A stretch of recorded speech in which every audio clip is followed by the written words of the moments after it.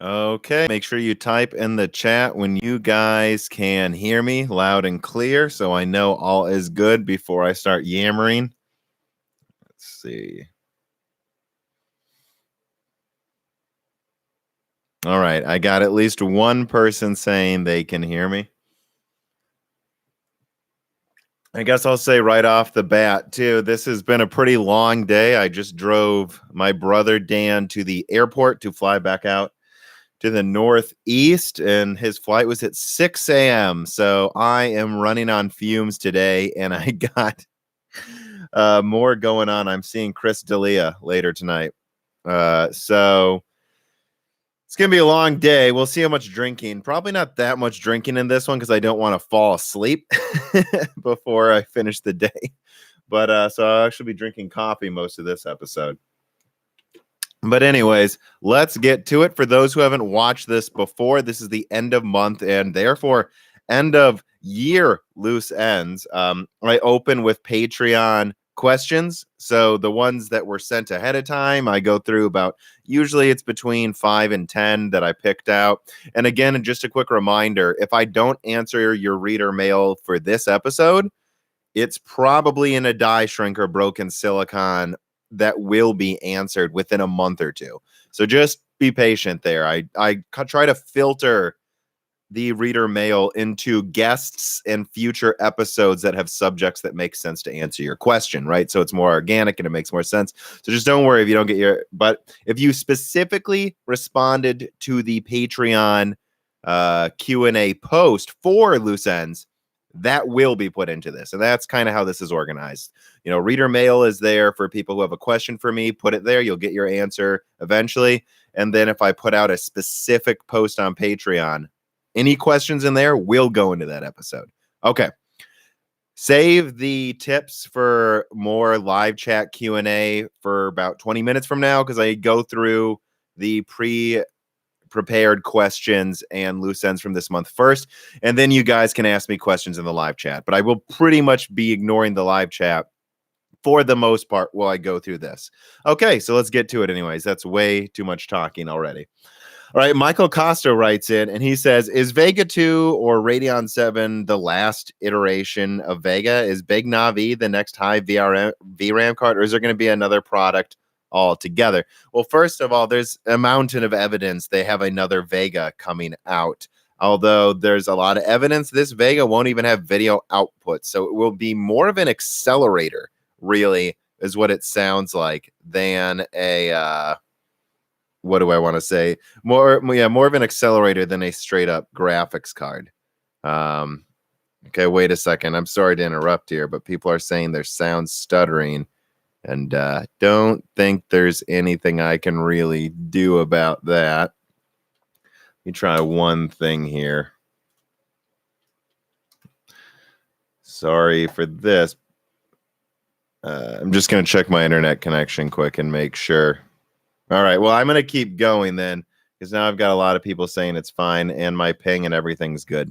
So keep in mind, this is at 60 hertz. So if you have a slower connection, perhaps there's stutter during the live stream. I don't know.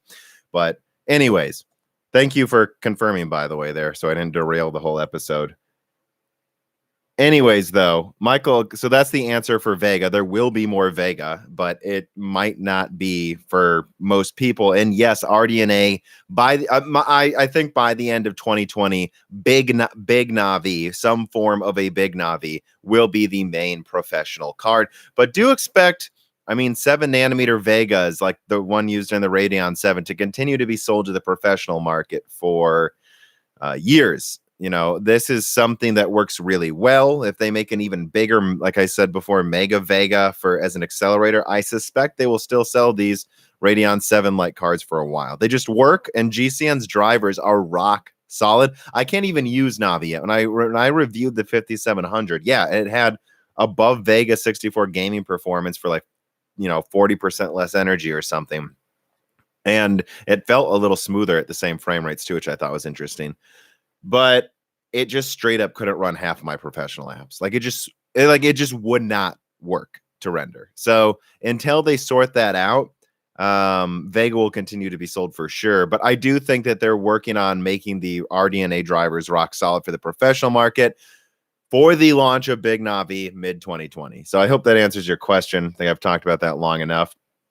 Anyways, Michael Costa also asks, are the 4000 series APUs going to be strong enough for limited streaming? I mean, yeah, I mean, everything we've seen, and this will be covered on the next, not the next episode, but the following episode of Broken Silicon, the next Dan episode, that it looks like they have around 13 compute units, 800 stream processors, and that they will have 8 cores. So yeah, you'll be able to stream with that. You will. I mean, that'll be, especially with the fact that it'll probably run at about 1500 megahertz. I mean, you're looking at an APU that should be, well, definitely strong, probably stronger than a base PS4. Probably not quite to a PS4 Pro. Well, the CPU is certainly way more powerful. But yeah, basically think of it that way, and I think that's going to be absolutely amazing for laptops. I mean, yes, you're not going to game in 4K. You'll have to turn down settings, but with a powerful 8-core Zen 2 CPU, just turn down settings and you'll run any game on a laptop, probably at about 25 watts. And I'm really excited to see that. I mean, I'll probably wait for Zen 3 before I update my laptop again, but I think we'll finally get to my dream editing laptop of just a 25-watt APU that beats last gen. By then, right, last gen will be the PS4 consoles. That's what I'm looking forward to. And also, Michael Costa asks, AM4 Plus or AM5? I think Zen 3 is just going to work on regular old AM4 from what I've seen. So anyways, let's move on.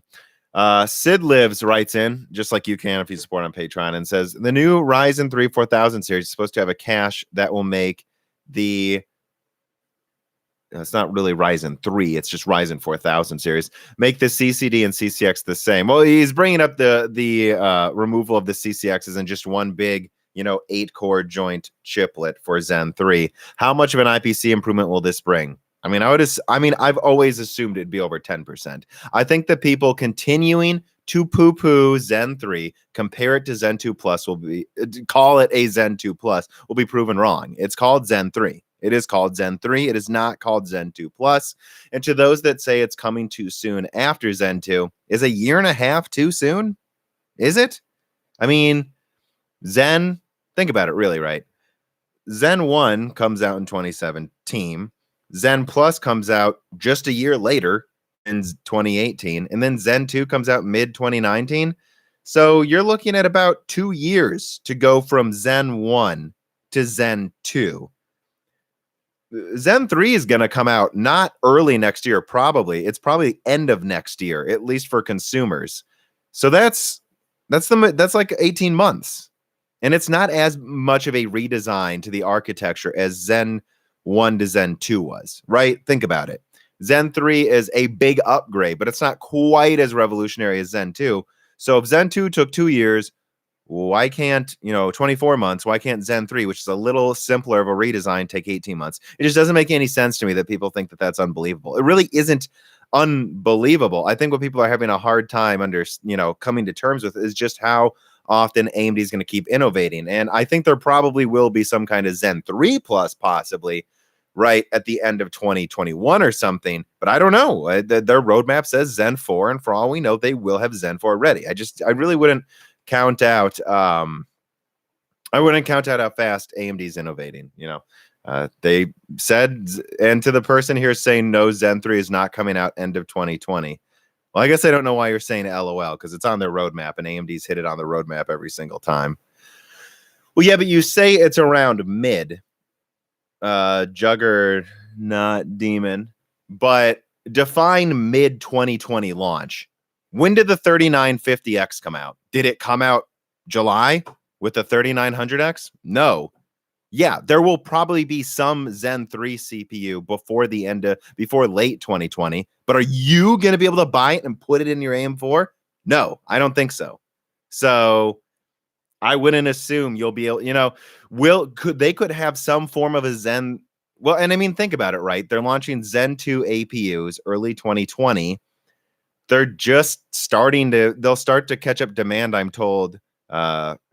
People in the supply chain say that demand should start to really be widely available for the 3950X in April. So you think Zen 3 is just going to launch 2 months after the 3950X is, fully available? I don't really think so. I think that's unlikely. As much as I'm a Zen 3 bull, I'm not. I don't think they'll be ready then. I just don't.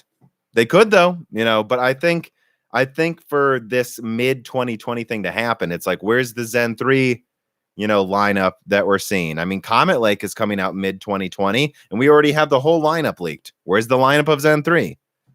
It's probably not. When you say mid 2020, maybe if you mean September, and it'll be another staggered rollout. So keep that in mind of how staggered of a rollout Zen 3 is probably going to be, just like Zen 2 is. And I really do expect them to be kind of launching at the same time. I mean, after all, we just learned that they're planning to keep selling Zen 1, Zen Plus. Like, I think they're going to move. There was an article that we'll talk about on Broken Silicon that they're moving Zen 1 to 12 nanometer to keep producing it because it's so cheap. They're going to probably keep selling a mixed bag of different Zen architectures, and it's up to AMD what they prioritize. And I will guarantee they'll prioritize server and especially laptop with Zen 3, because laptop is really where they need to hammer hard and as soon as possible. They just have no incentive to hit AM4. The 3950X is better than Comet Lake, and that comes out in 6 months. Intel has nothing on desktop for a year, at least a year. So they need to get Zen 3 out to laptops first. And so I just would not expect Zen 3 in your AM4 motherboard in July. I just wouldn't. If it does, I'll be happy though. But I don't think you can call someone stupid for saying that. There's no guarantee here. Anyways, though, we'll see. It's always like, we'll see what happens. I just do not think that's like a juggernaut, man. Anyways, let's move on. Blokes writes in. Oh, but sorry, let me make sure I answer this question. To Sid Liv's question, I don't know. We've seen rumors that Zen 3 will be over 10% IPC, now 17%. I've seen 20%. They're redesigning the entire CCX system and adding more cache. I don't see why that couldn't have a 20% increase. I'm not saying it will, but I expect more than 10. So I hope that gives you an answer.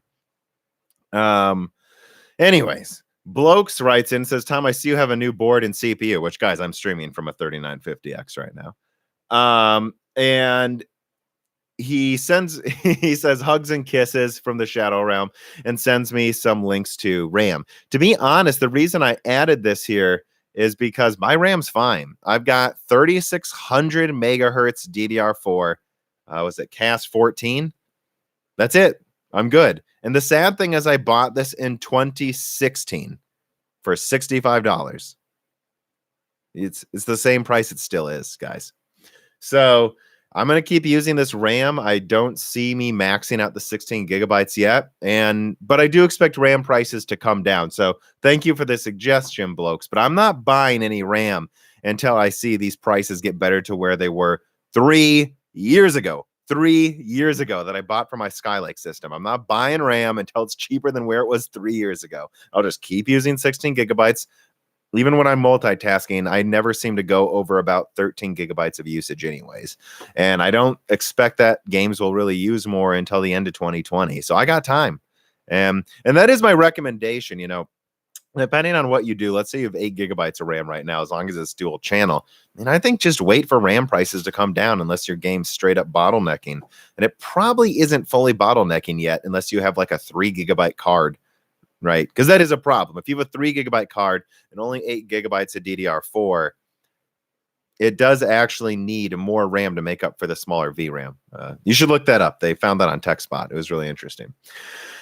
Anyways, okay, so where are we? We're at the 13-minute mark here. Let's talk about this question. Bob Chasey Dog writes in, just like you can, and he says, I'm picking up a 55-inch LG C9. That's the TV over there.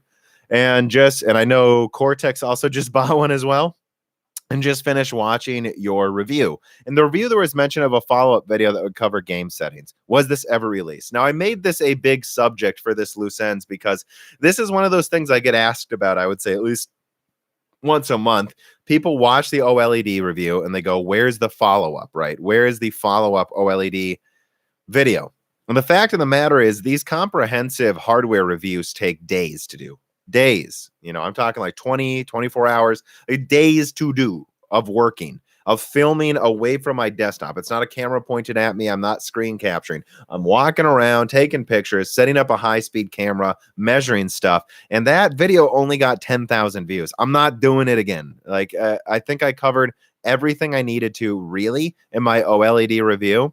And the only thing that I kind of left out was specific stuff. Like, that monitor hits 120 hertz and it can do it, I think, like 1440p, 1800p, and 4K, but it does not go above 120 hertz. You're not going to overclock that OLED monitor. So that's something to know if you buy it. But it does run 120 hertz, right? And it has 4 HDMI 2.1s, which support up to 10K 120 hertz HDR. But all graphics cards right now do not have HDMI 2.1. So you're limited to 1440p 120 hertz HDR. However, trust me, you're going to have a hard enough time running that. And so I think for now, it doesn't even really matter. I think it's something worth mentioning. Maybe you wanted to play an older game at 4K 120 hertz with your graphics card. You're not going to do that over that HDMI interface because no graphics card supports that. But I think the amount of people where that would matter yet is very small. And trust me, what it does with the way OLED looks, and even with its like it has really, really good like resolution resizing, even though, and don't worry, this is like one of the only TVs that does not have bad lag.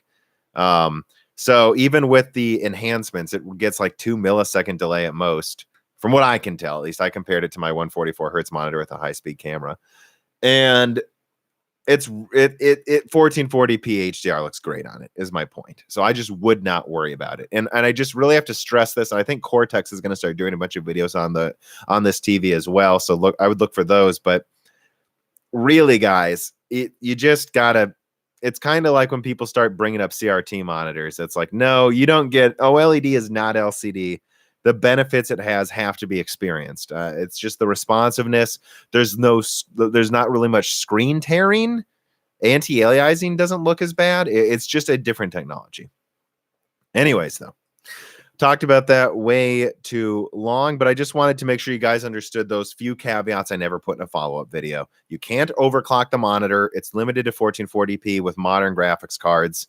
Well, at 120 hertz, you can certainly do 4K 60 hertz. And it just, yeah, it's like, it's really just set resolutions and frame rates. Although, again, you can do 4K and 1440p 120 hertz. Who cares? All right, that's enough yammering. Yoda King writes in and he says, "Hey, Tom, I'm wondering about the e-waste problem and what can be done to solve this. Is there something that both consumers and producers can do to solve this major issue?"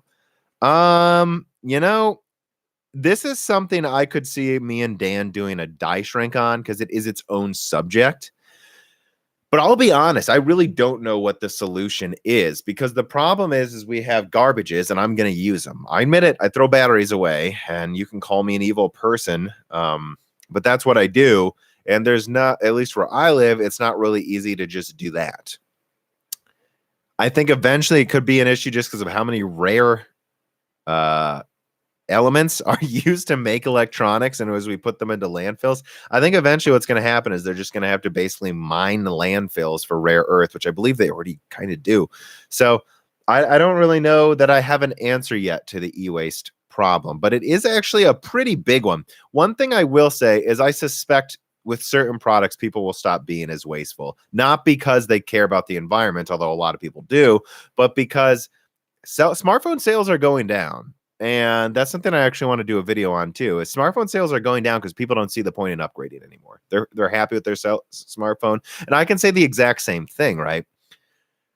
I get a new smartphone when it's breaking, not when I need, because I don't need a new one. And I think people that say we're going to be stuck with these 10% performance increases for graphics cards, I think there'd be a very, very rude awakening if AMD didn't compete and NVIDIA actually tried to get away with that. Right. I think if there was actually a 10, I mean, like here in the comments, raise your hand. If NVIDIA only increased performance 10%, not 30, 10% every year, would you guys upgrade every year, every 2 years? I'm imagining all of you would probably just upgrade when it breaks, right? Like, I know people like to say consumers are stupid and lemmings, but I'm just not seeing it. AMD sales are doing pretty well. And I think consumers are getting smarter. I legitimately do think there's evidence consumers are getting smarter. So, and if it was 10%, you would not upgrade 1 year, 2 years. You probably upgrade every 4. Or again, when your graphics card breaks. That's what's happened to cell phones. And if that happened to cell phones, why would that not happen to graphics cards, right? So, yeah, let's see. Let me write that down. It's a good timestamp. So that's kind of my answer for now, Yoda King. But that should be a die shrink that I want to do with Dan. Anyways, and I agree. Yeah, 30% isn't enough for me either. If it wasn't for mining, I would still be using a Fury Nitro. Autobahn writes in, just like you can, and says, do you think Cyberpunk 2077 will use RTX proper or something like DXR or similar, more universal alternatives, so it can ray trace on future consoles without further programming? Well, that's an interesting question. And what we know is how NVIDIA does ray tracing, how RDNA 2 will do ray tracing. And there's a lot of evidence. I've said this for a while. There's a lot of evidence that even how the next Xbox and the next PlayStation will do ray tracing are different from each other. There's evidence that what Sony's planning to do, I suspect, is some kind of custom ASIC accelerator or FPGA. And so that'll be, but that's fine. It's a console. It doesn't run Windows, and they will have people program for it. And it will run better probably than on PC. But so you got that. You got the Xbox and RDNA 2.0, which will probably use a more similar type of thing. Then you have NVIDIA doing their own stuff. The point is you can do ray tracing in a bunch of different ways. The PS3 could do ray tracing pretty well, actually. Although, again, it wasn't worth the performance hit. The PS2 could do ray tracing. It was just never worth the performance hit. And there's multiple ways to skin a cat. And I think Cyberpunk will be able to be updated to. I think I even heard that there was evidence that DICE was clearly prepping Battlefield 5 for like a more open ray tracing. And look at how games that had NVIDIA ray tracing before now have ray tracing for Intel graphics, right? They can add this later. So I don't know that I would comment so much on how good the ray tracing on Cyberpunk can be. On the one hand, I think the devs. This is a good set of devs. On the other hand, Hairworks was incredibly stupid on The Witcher 3. So I wouldn't place any bets, but I'd say we'll see. Yeah, I mean, and someone says it's likely to be delayed. I'm not ever surprised if any game is delayed at this point. And it's kind of true. I would think there'd be more in-depth videos of gameplay by now if it was actually going to come out when they said it was, but we'll see. All right, so that's all of the pre-prepared reader mail. Now let's go through things from this month. So so the first thing is the 3950X. Yeah, I have it. I'm using it right now. Let me see. What settings do I have it at? FCLK hit 1900 megahertz like nothing. But if I go above that, it's a little unstable and I don't want to bother. I don't care if I get to 1925. Stability is what matters. So 1900 megahertz FCLK was fine. I don't see that much of a point in bothering with overclocking. Zen 2, at least the high core count Zen 2s don't benefit that much from it. But I am running PBO plus 200 megahertz, and I did do a negative 0.09375, I think, or 25, whatever it is, millivolts offset. So I did undervolt it a bit, run PBO with plus 200 megahertz, and I got about an 8% performance increase, at least in Intel burn tests for multi-core. So it seems like there's performance to be had over stock if you have good cooling. And I have a massive 280 millimeter radiator that barely fit in my compact case, by the way. But I got it in there. There will be a build video, don't worry.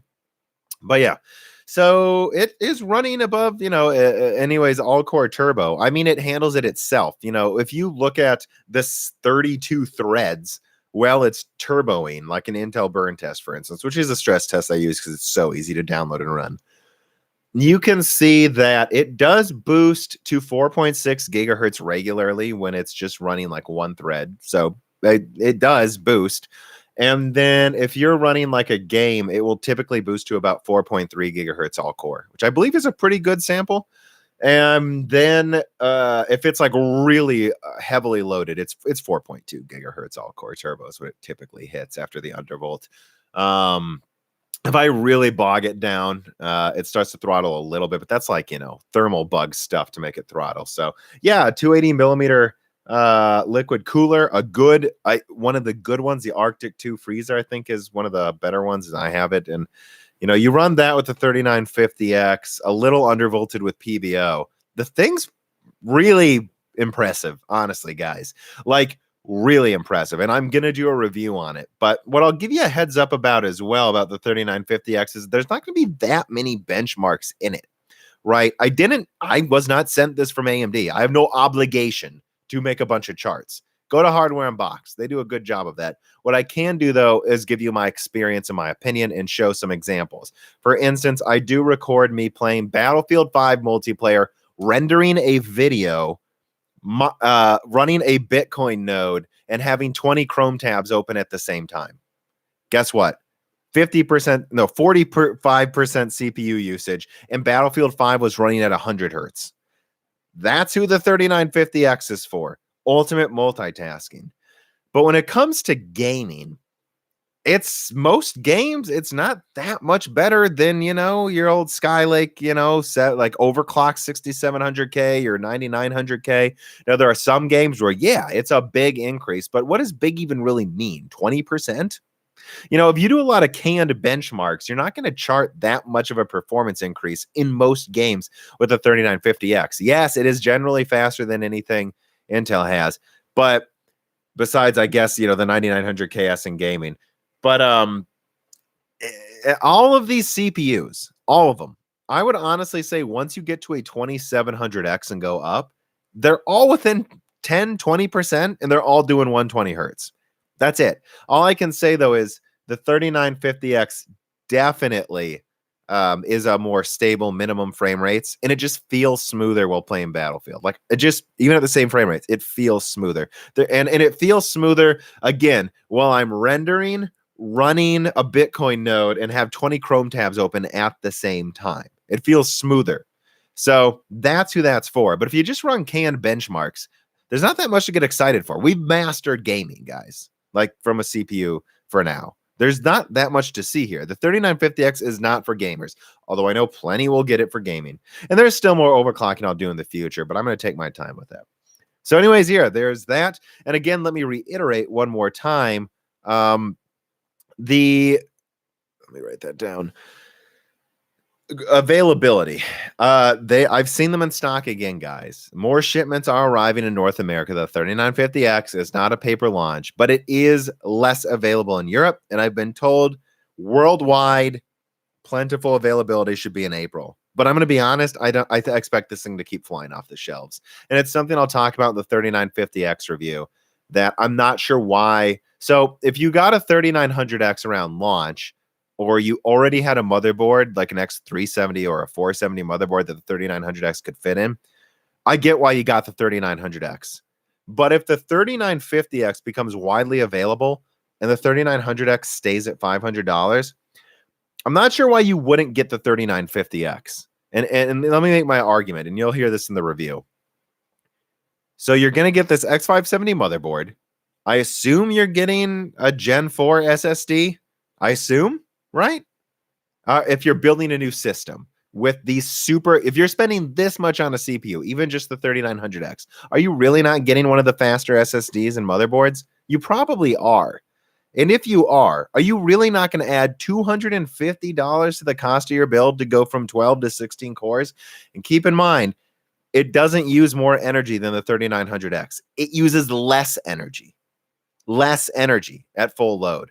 So that means if you're running the same application, the 3950X is using less energy loading up 4 more cores, meaning if it's not bogged down, it's probably using substantially less energy because it has 16 cores.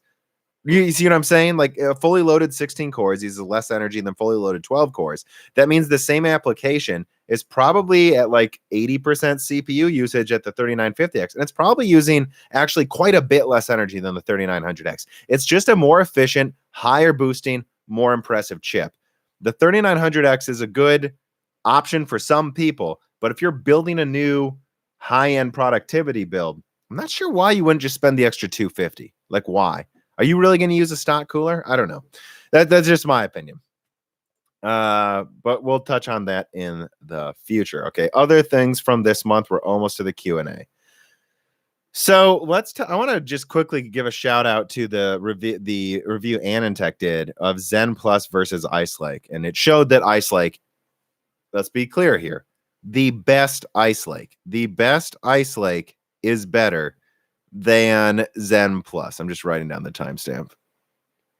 And AMD has a lot of ground to cover. We also have a leak coming out that Willow Cove Tiger Lake could have another 10 to 20% IPC increase over Ice Lake. At that point, and this is what makes me laugh when people say Golden Cove can't have a 40% IPC increase. That's in 2021. Ice Lake's already 18%. So if Willow Cove adds even just another 10%, another 15%, we're already, 1.15 times 1.8, 1.18. You're already to almost a 40% increase. We should expect Intel to have a 40% IPC increase by the end of 2021. And if they don't, they're screwed. Like, what are they doing then? Zen 3 is going to bury Ice Lake. And come on, guys. So, but at the very least, right now, the best 10 nanometer Ice Lake is clearly better than the best Zen Plus, and AMD does need to get Zen 2 out. Although I will say this, I've seen comparisons of the Ice Lake i5s. They don't impress me nearly as much as the best Ice Lake i7s. I get that the best Ice Lake i7 beats the best Zen Plus APU, but it costs a lot more to make, and they can only make a handful of those, right? Most people are not getting the best Ice Lake i7. Most of the people will get i5s, and those have been shown to throttle a lot.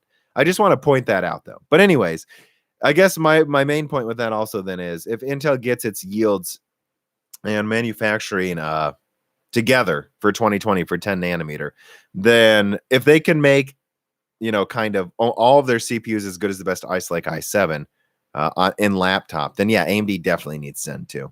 And let me point that out again, that I really do think, and I did a video on this, Intel needs to make 10 nanometer a real node next year. Not for desktop necessarily, but they need a real 10 nanometer node for at least some Halo products, or it's going to get real bad. You do not want 5 nanometer versus 14 nanometer, because that's what's going to happen in 2021 unless they have decent yields of 10 nanometer. I know we all doubt 10 nanometer, but it's time for this to stop. They need to get to it. Like, they're 4 years late or something. Like, just because they're 4 years late doesn't mean they should never get to it. If they skip 10 nanometer, 2021 is going to be a dark year for Intel. Man. Okay, so what else do I have to say? I guess I'll add one quick thing about 3D printing here. I had a lot of people in the Discord argue about 3D printing and how the quality for 3D printing cases isn't there yet. And I talk about this with NFC Tech, which will be a Broken Silicon episode in January. And he makes really cool small form factor builds.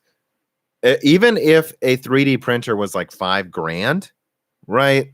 Even if it was $5,000, a Best Buy could just have a 3D printer. And if it can make a quality as good as some of the nicer cases, that's way better than what we have now. You could go online, say, I want this many graphics cards, this type of cooling, this much storage. I want a disk drive. I don't want a disk drive. And they could just have a program design, like with an algorithm, instant design the case to only be as big as it needs to be and cool it the most efficiently. And then Best Buy will just start printing. You go there in a few hours and boom, now you got a $40 case that's better than a $100 case for your needs. Let's be clear about that. Even if we don't print our cases at home, these $5,000 3D printers, or as NFC Tech points out, these kind of like, I guess we'll say custom CNC machines that just have a bunch of like things come in and can basically mill a nice aluminum case quickly, that type of stuff, that's still going to be a big deal. So I just want to emphasize that. And I guess what's one more thing from this month? I guess let me talk about the 5500 XT and 5600 XT quick. I mean, yeah, 5500 XT, I really think that it's literally just AMD wants to keep buying Polaris, and they don't care. They just don't care about the 5500 XT. It was made for Apple. It was made for OEMs, and they will just send the worst yields, which they are clearly worse yields. If you look at the TDPs of some of the cards that they're not putting on Newegg, they're putting the way worst dregs to Newegg. And if they sell at 200, cool. If they don't care because they're only sending the worst yields there. They really don't care. And eventually I do expect the 5500 XT to drop to about 150. And once at that price, it's fine. Although, to be honest, 1650 Super, the 5500 series do not impress me at all. If people were hyping up the 1650 Super and then took a shit on the 5500 XT, guys, they're the same goddamn thing. They're just 580s. And we've had those for years at a cheaper price. You wouldn't bother. Get a used 580. They're like $80. God. And the 5600 XT, it's going to come down to price. I mean, it looks like it's literally just going to be, yeah. I mean, watch my 5600 XT video I did like 3 months ago from a hotel room. It's basically exactly what I said it would be. You know, a 192-bit, 6 gigabyte card that's a Vega 56. You know, there's your 250 Vega 56 that uses less energy. But I would still get the 5700 for $300 over that. Okay, the last thing to talk about is a kind of big summarizing theme for this year. So what is this at? The 36-minute mark. So one thing I want to say is that this year has been incredible. This is kind of a giant thank you to the fans here. I started this channel yelling into my cell phone in December of 2018, deleted most of those videos because I thought they sucked. And trust me, they do. Watch the Broken Silicon with Dan that came out in December to see how bad they were. And since then, though, I have a 4K high refresh camera that I can use for flyover states. I've got a fully fledged editing PC. I can do complete HDR testing on that TV behind me. I'm planning to make benchmarking rigs early next year, and I'm actually going to do something different. I'm going to have 2 rigs, duplicate rigs, because we need control groups. I'm tired of people having one benchmarking system, then acting like it proves, you know, if you really want to test something, you want double rigs. And what this will also allow me to do is benchmark 2 games at the same time. Right, I can have an NVIDIA card here and an AMD card here, and then I've got these. Here, let me show you guys this too.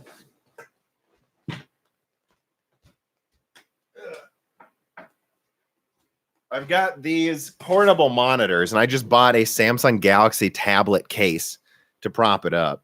So I've got these portable monitors. You know, this one's a 1600p monitor. I have a 4K IPS monitor that's 15 inches big.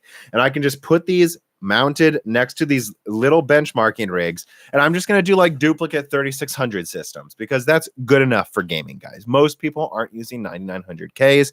And the difference in performance is like 5%. And I don't really think we should be looking at 200 hertz 1080p anymore when most people are getting 1440p. Anyways, so that's coming. And I'm just saying this channel has grown so quickly. I remember thinking, man, if I could just get to like 7,970 subscribers by the end of 2019, that would be incredible. Maybe have a few like a dozen Patreon supporters, and then I could just do once a week videos. But now I've got a weekly podcast with guests. It charts on Apple in the technology and gaming sections, depending on which country you're in. I've got Die Shrink, which is exclusive to you guys. And I just want to thank you guys for supporting me this year. And I really do intend on next year continuing and ramping up the fun even more. Yeah. Thank you for supporting me very much. And I want to continue this thought with a letter someone sent me here. And I'm going to paraphrase it a little. I'm not going to say his name, but his name is Nick. Well, I'll say his first name, right?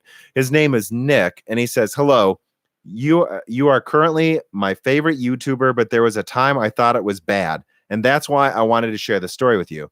A year ago, while I was active on r/AMD, I saw one of your videos. And besides the awful comments, which I learned to ignore in this sub anyways, the thumbnail steered me away pretty fast. But then on closer inspection, I noticed your thumbnails look overly complicated usually. I agree. I'm trying to make them simpler.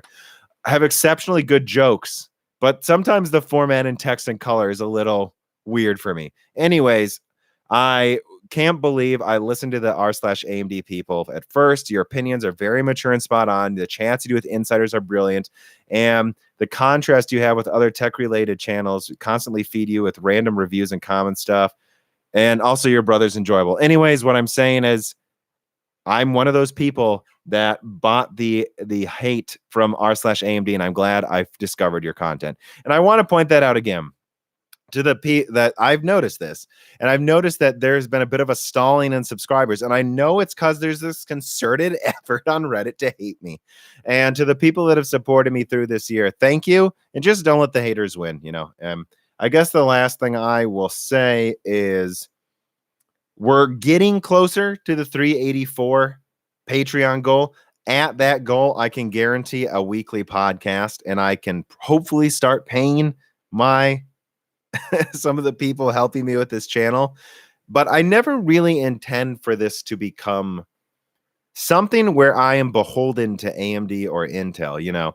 I constantly I constantly shit on AMD and Intel and Nvidia and anyone I want to. And that's because I don't depend on them for review samples. And I don't depend on certain advertisers. I'm not going to pretend that I'm turning away dozens of advertisers every day, like I hear some other people on YouTube say, which I am. But I'm going to let you guys in on a secret. When you see a YouTuber say they turned around a dozen advertisers that day, it's because most of them were clearly scams, guys. Most of them could not even put in the effort. Like they'll say, this is a new VPN, blah, blah, blah. Can you put a commercial in your thing? And I would be like, sure, I'll consider your VPN. Can you send me some information? And they couldn't even send me a website link, but they wanted to wire me money.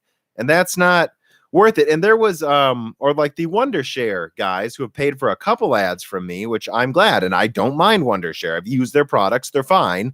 But they wanted me to put in they wanted me to do like a 20-minute review. And I'm not going to do that. You're not going to see a review pop up in my channel, where they pay me $1,000 or a few $1,000s to make a 20-minute shill review. I'm not going to do that. But what I said is, look, if you like my content and you think I have a lot of fans, just pay for a commercial. Just pay for an ad read in a podcast. But don't expect me to do these stupid reviews. Like these 20-minute, reviews that are paid for. Like it would just kill my spirit, to be honest. That's why I don't do that. But anyways, my point is there's a reason this is fan supported. It's so I don't have to listen to anyone. So it's up to you how you want the content on this channel to be driven. Do you want it to be like other channels where they have to tiptoe around saying DLSS is worse than just running it at a lower resolution? Because I never want to tiptoe around that. So, and I guess the last thing I will say about supporting me, Dan, Gerard on Patreon is this. If you're going to spend $20 a month supporting this, there's all the perks. I let you talk to me directly, all that stuff. But you don't need to do that if it costs you too much. This is for people who have extra money. Please don't break your bank either. And keep this in mind. Let's say you pledge $10 a month first, and then money starts getting tight. You don't need to just cancel it abruptly. You could just downgrade to $2 a month early, and that way you never have to cancel the subscription. That way you keep getting the die shrink episodes and all that. That's just one thing I want to emphasize. Is I see a lot of people sometimes I feel like stretching their budgets to support me, which if you can, please, I'll take it. So I can, build these benchmarking rigs quicker. But you can cancel it or you can reduce it. You don't have to cancel it. Instead of paying $20 a month, 2 months in a row, maybe the second month you just reduce it to $4 so you could do reader mail. And then I think there's a lot of people that really, really want to support me more than maybe, just make sure you can buy groceries, guys. This is an awkward conversation, but it's very hard to walk that line between, yes, we'll take as much support as you can give us, but also keep in mind that the $2 a month tier gets you access to, I guess I'm calling them reader telegrams now, and you get custom die shrink. You get Flyover States, which I'm basically going to reboot the Flyover States podcast. It's going to be more of an interview podcast, I think, soon. So look out for that.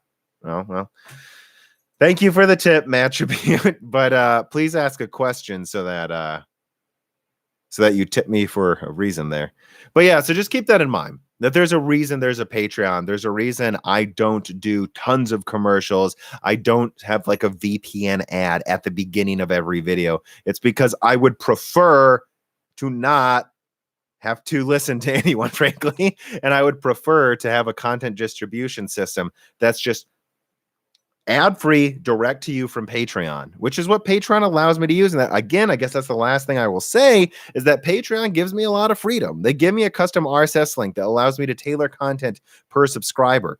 And there's a reason I'm using Patreon, guys. It's not like it's not because it's the default. It's because I've looked at the others and they don't have as powerful tools. And I basically built a small business around it by now. So just keep that in mind. If you want die shrink, if you want the back catalog of flyover states, that's where that's at.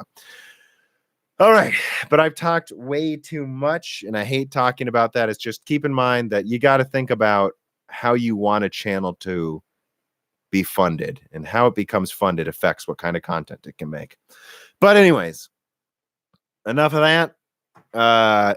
Let's get to the Q&A. So yeah, I mean, I got how long I've been? I got like an hour here, probably, before I need to kind of get ready for some thing out tonight, but if you tip me, I'll notice your question right away and be sure to answer it. If you don't, I'll just get to questions that I randomly pick, frankly. All right, let me see. Did Mattribute end up asking anything because you did tip me?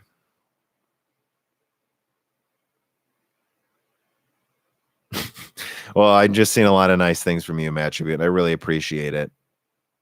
Potatoes Are Life says, do you think the gate all-around transistor, will have an effect on clock speeds and IPC similar to FinFET? Furthermore, if so, do you think that TSMC will be the first to punch? If not, who? Well, to be honest, I don't want to speak out of turn. I feel like I would need to do more research on that before I comment too much.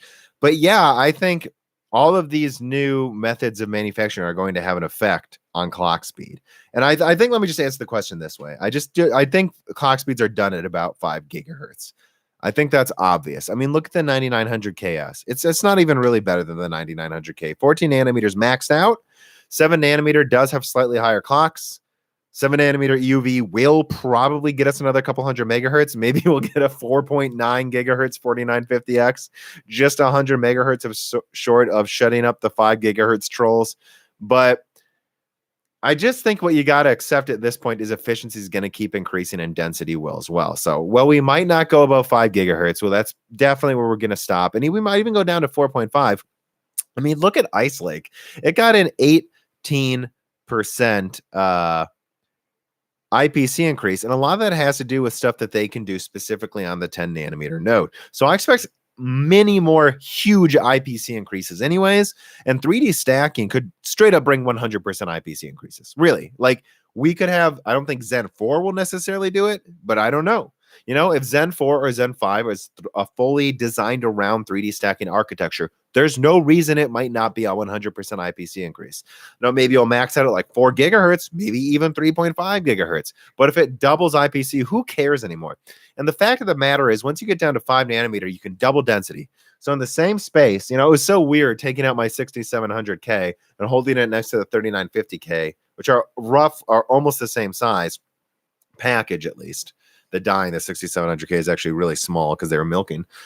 If you compare them, it's like, my God, 4 cores, 16 cores, and the 16 core is more efficient. I mean, uses less energy. It's insane, like what we're able to do now. So imagine a future where the 16 core is now 65 watts, or maybe or it's like a 77 watt 24 core.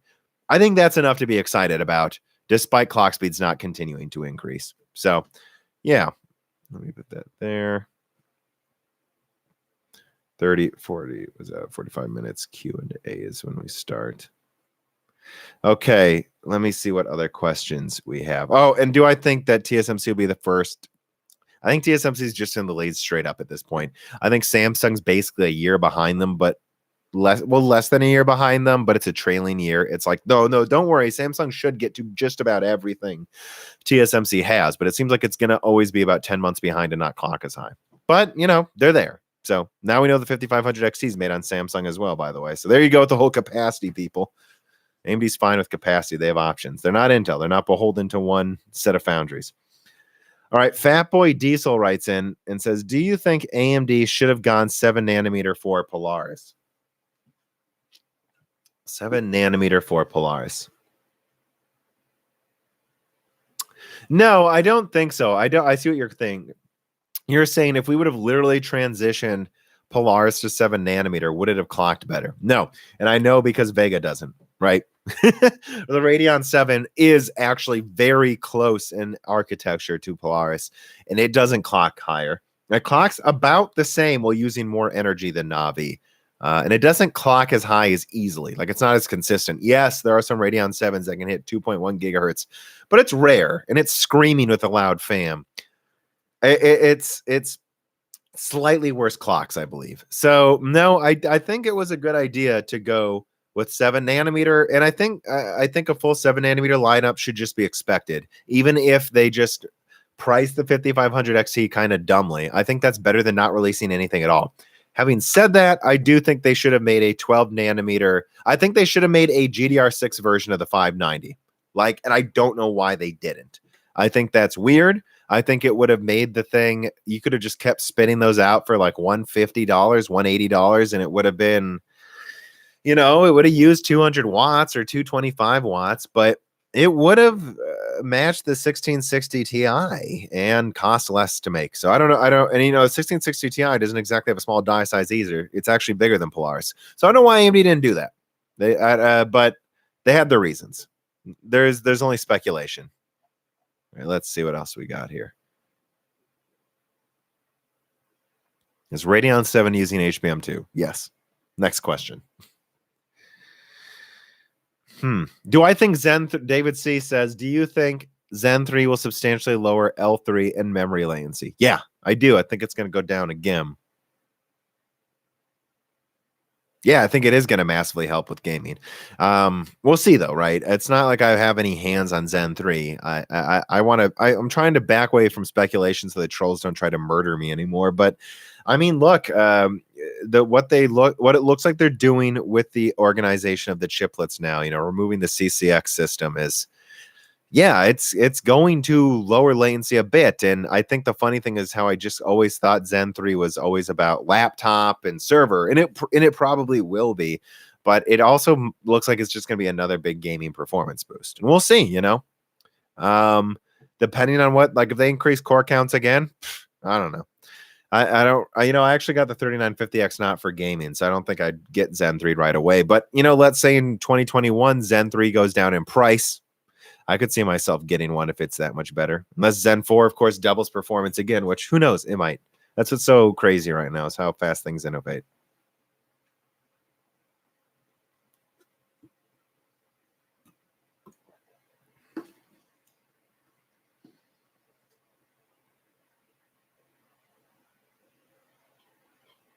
All right, any other specific questions?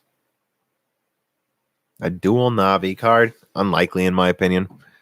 Not for now. I doubt we will get big Navi in 2 weeks. Yeah, me too. Scoops, bro. I think big Navi, yeah, I mean, I think it'll come out by mid next year, probably. But again, it's kind of like, for me, when you think of like Adored's big Navi leak at the end of 2018, and then nothing happened, and then he started getting conflicting info. I gotta say that I kind of see that with Navi right now. I mean, it's clear AMD keeps changing priorities and what Navi cards they launch. And so I just wouldn't place too many bets on anything anymore. And frankly, I'm tired of speculating on big Navi because it's clear AMD keeps changing their strategy.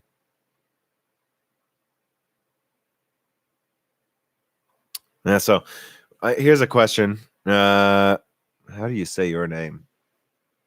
Ryujin says, will PS5 help lift the PC game's performance and allow easier ports? I just think stop always thinking PC. I think it will lift gaming performance. And what that means for your PC depends on what PC you have, right?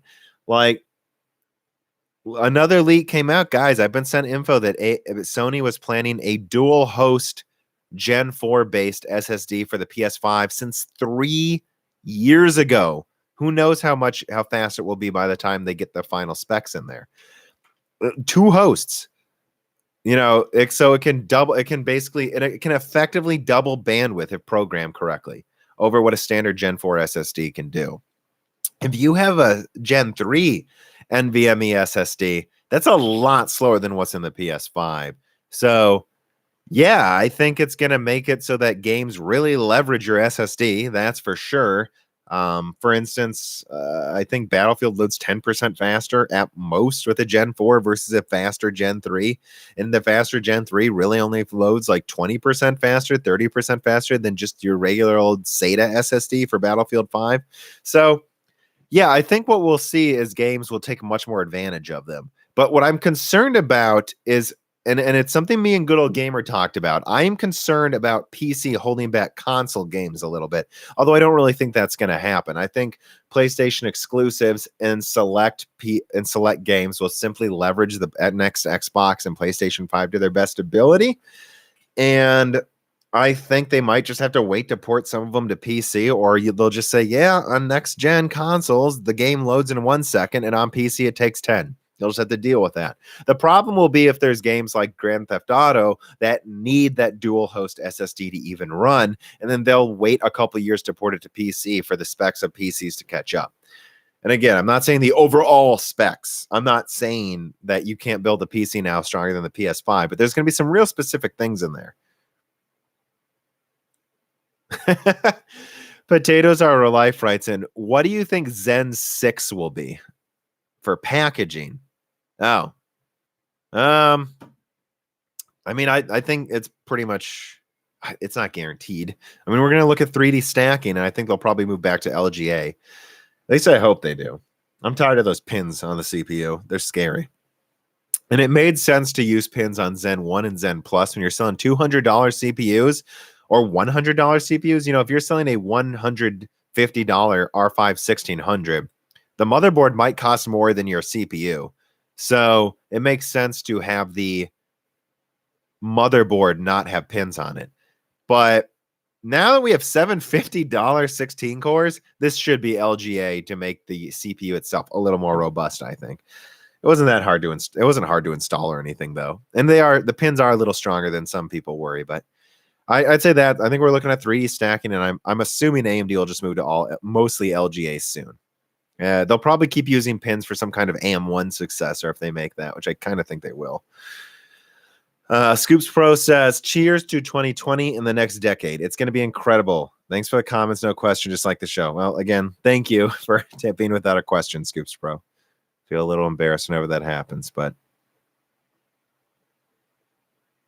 yeah, potatoes are life. You said you wanted wild speculation. Yeah, that's my wild speculation. I think Zen 6 is definitely, like DDR5, PCIe Gen 5 at least, 3D stacked, possibly 100% more IPC than we have now. And everyone's saying I'm an idiot for saying 100% more IPC needs to think of how long that will be from now. We're talking like 2024 or something. Like, yeah, we don't know what we'll have by then. Could be anything. Hopefully they just won't stagnate, because that's always an option. Although I don't think they will. I don't think they're going to stagnate this time. I think there's more competition emerging. Could be wrong, though. Just always hope for the best. Jerry Watson writes in, do you think the faster Gen 4 NVMe, I assume you mean the one I just talked about, the PS5, will be released early next year? Wouldn't equal the playing field for PC by the time the next gen consoles come out? Well, if you want to have an equal, well, you can. Here's what you do. Gen 4 SSD RAID, boom. Now you're faster than the PS5, probably. That's it, right? There are ways to be faster than the consoles now. It just costs a lot more. And when you streamline a console design so that they can say, yeah, we're going to make, think about it, right? How many SSDs does someone like Inland, I don't know this company. I could be talking out of my ass, but think about Inland, right? They make Gen 4 SSDs. I got a Sabrent. I don't know this company that well, although actually I found out I actually have a Sabrent SATA to USB converter already. So I guess they make decent amount of stuff for storage. Sabrent's not a giant company as far as I'm aware. Correct me if I'm wrong in the comments here. And how many SSDs do you think they sell a year? 100,000? I don't know. I'm guessing. I have no clue. But how many SSDs can Sony sell with their PS5? 10 million, 20 million a year for a couple of years. So guaranteeing those kinds of sales means that it's worth it to design this SSD from the ground up. And how much does it cost to add a dual host configuration? Another $10? I mean, why not? Doesn't really make sense for PC because that's not how Windows is programmed to run. But if you know every dev will make use of the dual hosts, it makes sense. So yeah, I mean, again, if you want something as strong as the PS5 storage, you can. You can even just do Gen 3 SSD RAID. I bet if you did the 3.5 gigabyte per second RAID right now, 2 Gen 3 SSDs in RAID. There you go, is your PS5. It's just a cost more than what it would in a console. And that's how it's always been. Except that I do think next gen is going to be similar to the PS360 gen, except hopefully less stupid. I love the PS360 gen. It's just, man, reliability wasn't great. All that shit you had to install. I just feel like this gen with the PS4 has been smoother, right? Not as much innovation, but at least the console didn't get laggy, right? Oh my God. Using a PS3 now is a nightmare. And so I think the PS5 and next Xbox have a chance of really having the best benefits of both last gen and this gen, in that they will have the innovative games because of the cool custom hardware, just like the 360 and the PS3 had, but they also won't be bogged down by RAM limitations like the PS3 was, right? That'll be as easy to use, easier actually, than a PS4 or Xbox One, but then it will also bring the innovation. So I'm really hoping next gen's great, honestly. All right, we see what we got people saying here. I've said a bunch of stuff.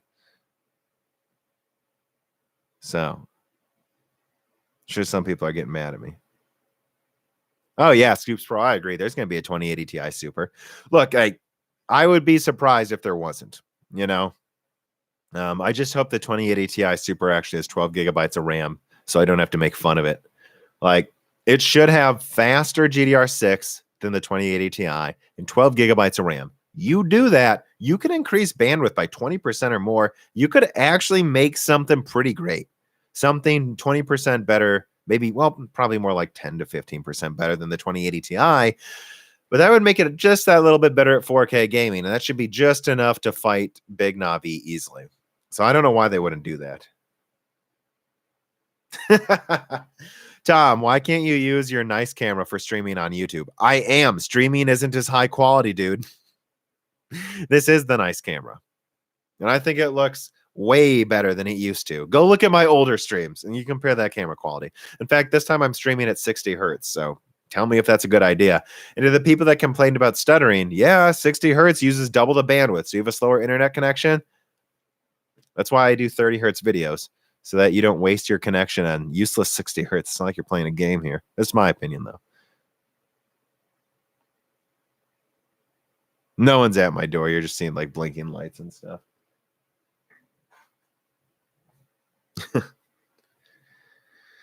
RTX 3080 Ti $1,900. No, I don't think so. I think I think what's gonna happen, I hope what will happen is AMD hits back hard mid 2020 with Big Navi, and it shakes things up enough. I hope it at least beats the 2080 Ti and the 2080 Ti Super. And I hope it forces NVIDIA to at least bring things down to Pascal prices, which were still overpriced, by the way, guys. Like, this idea that Pascal was cheap is hilarious to me. When the 1080 Ti came out, it was when the 1080 came out, it was $700, guys. It was $700. Why is NVIDIA charging, $800 for the 2080? Because they sold the 1080 for $700 and it couldn't stay in stock. Though they pushed it too far. Apparently, $800 is just a bit too much. So what I could kind of see happening is NVIDIA actually kind of going all out with the next gen and lowering prices just slightly. What I would hope they do is $750 for like the 3080 and $900 for the 3080 Ti. I mean, if we're being honest, I would hope it'd be more like $600 and $750, right? But we all know they're probably going to gouge more than that. But if we could at least get things down to there, we could at least get the 3060 back to $300. That at least force AMD to keep their prices in check too.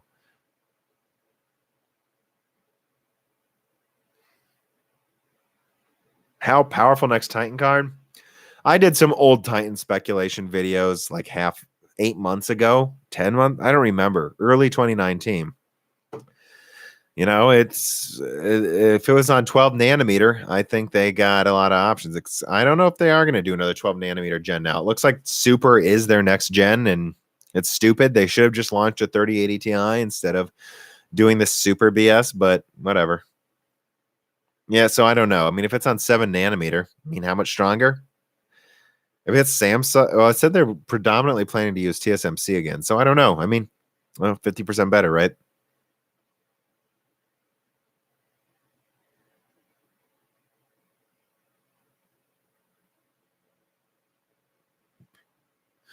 Brian says 14 nanometer will not be useless as long as 9900K is viable for years. Well, I'll say two things to that, Brian. Number one, yes, 14 nanometer is not going anywhere, I don't think.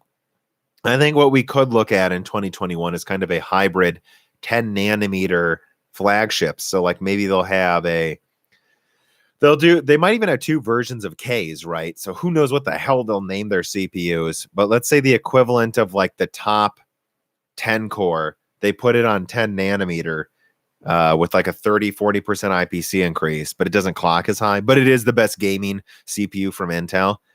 They'll make a 10 nanometer version, and then they'll make a less efficient 8 core that's still 14 nanometer. The 9900K, if it was $300, would not be a bad CPU. It can still compete with the 3700X, certainly, even though it's lacking some modern features by now. But if they could just make the i5s 8 cores on 14 nanometer, and then make some 10 core i7s and then 10 nanometer like i9s, like they could just make 25% of their lineup 10 nanometer and then port Willow Cove in some form to 14 nanometer and just have most of their lineup 14 nanometer. They still, like, if i3s became 6 cores 12 threads in 2020, well, 2021, I guess, not 2020, we know it's going to be 4 cores 8 threads in 2021, that could be on 14 nanometer. That'd be good enough for an i3. So I think that's what we're going to probably see from Intel, that they will use both 14 and 10 nanometer at the same time, even on desktop. Although Intel has said that they want to tool up more 10 nanometer. So we'll see. They really got to get 10 nanometer working to some degree, though. I'll just say that one more time. And about the 9900K lasting a long time.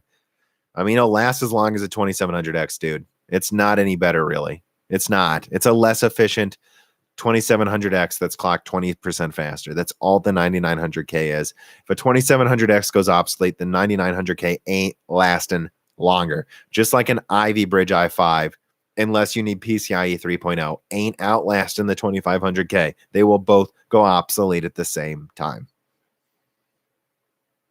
9900K it's just a 3800X, guys.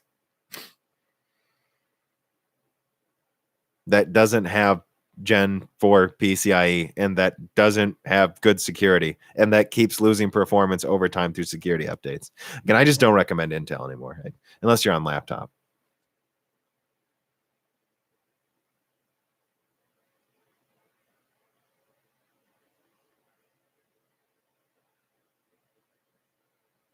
No, I'm not killing my performance rig. He says, do some scene bench runs with and without the voltage offset on your 3950X. I did. It's fine. The clock's just as high. I'll do some more tests, but the testing I did showed it was boosting higher undervolting, at least for me. I'm not going so I put on PBO and I undervolted it, and at least all core turbo boosted a little bit higher on my 3950X. Now, will single core turbo maybe max it at 4.6 gigahertz instead of 4.7? Maybe, but it's now using like 5-10% less energy than before, and it's boosting all core turbo higher, which even when I'm gaming, it boosts to 4.3, guys. It's not boosting to 4.6 gigahertz while I'm gaming. So for now, I think the undervolt's a good idea, but I will do more tests. Like I'll probably, I don't know what I would check though. I don't know. I don't know which game. It would only be gaming that I would care, because in my other apps, it clearly is better to undervolt it. At least from what I can tell. Again, the review ain't out yet. But I am aware that you might want to not. I did up the voltage slightly from where I found it stable, just to make sure it's never gasping for voltage to boost higher. I did actually account for that a little. Avash Bista writes in and says, I appreciate the content. Best wishes for 2020. What model is that LG OLED? Yeah, it's the 55-inch 2019 model from LG, the C9, right? I think 9 stands for 2019, right? So, yeah, C9, 55-inch. What I'm hoping happens next year is LG makes a 40-inch version that continues to get more enhancements to, because I'd say the 2019 model is the first model that doesn't seem to really have burn-in issues. Like, I know the previous year did. I'm just saying this one doesn't seem to. I leave that thing on all the time. There's zero burning, guys. I've even used my PC with it. It's fine.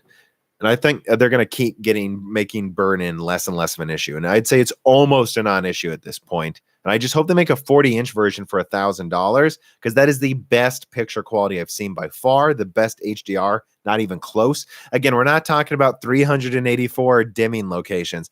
We're talking 8 million. Each pixel turns off and on. It dims per pixel. You're not going to beat that. It's by the way we measure contrast, it would come out as infinite contrast in the specs on Newegg. You're not beating that picture quality. So I just hope they make a 40-inch version so PC gamers can fit it on a desk. That's all I want. And I think they will eventually. I think LG is going to bring OLED monitors soon. They just need to make sure they completely remove burn-in. Because even though there's no burn-in issues, if I leave Death Stranding's menu on for a few hours, it's very different than leaving your desktop on for days. There's more issue, there's more chance for burn-in. But we're starting to see them in laptops. So clearly some people think OLED is ready for, PCs. Yeah, I hope that answered your question there.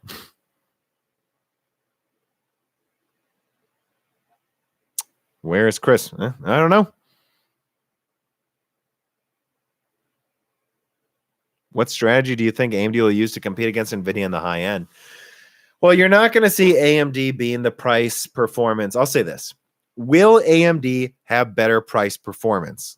Yes, but they're done being the price performance bitch. They're done. AMD is so done with this. And again, this annoys me with the 5500 XT.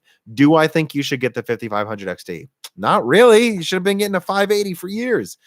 But I don't see how the 5500 XT is any dumber than the 1600 series. Same price performance, guys. Same price performance, more RAM. What is worse about if you ask me, should I get a 1660, Super or a 5500 XT? 5500 XT is cheaper and has more RAM. I'm recommending AMD. And you know what? AMD's software is better. So I think it's obvious what AMD is doing. Look at their new drivers. They're super slick. AMD's strategy is making it painfully obvious their graphics drivers have better menus and more features than NVIDIA. So NVIDIA can't make the driver argument anymore. And once they eliminate that, that's all they got to do, right? Bring you more features, bring you at least the same performance at about 20%, 30% lower price, which again, the 5700 XT is basically a 2070 Super for $200 less. It's stupid. You should, come on, guys. That's all AMD is going to do, 20, 30% better price performance, and then they're going to really market their features hard. But I don't think you're going to see things for half the price anymore unless something crazy happens. And that's how they'll combat it. So let's say they make some 5800, 5900 XT, whatever they call it, right? That can take on the Titan RTX, meaning it ties the 2080 Ti Super. This is hypothetical. I'm not saying they will. Let's say that happens. Okay. Well, then what they'll probably do is sell it for $750 or something. Or they'll have a 16 gigabyte version, for $800. That's way cheaper than the 2080 Ti Super, guys. And then they'll have a cut down version that's almost a 2080 Ti Super for $700 probably. That's what I see them doing, And as much as you can be mad that prices went up, well, people bought the cards, and AMD is still offering substantially better price performance. And they'll get into a price war when they're ready. But until then, they're going to make just better products and charge a little less, not a ton less. All right. I think I talked about that long enough. You write that down as a timestamp, right?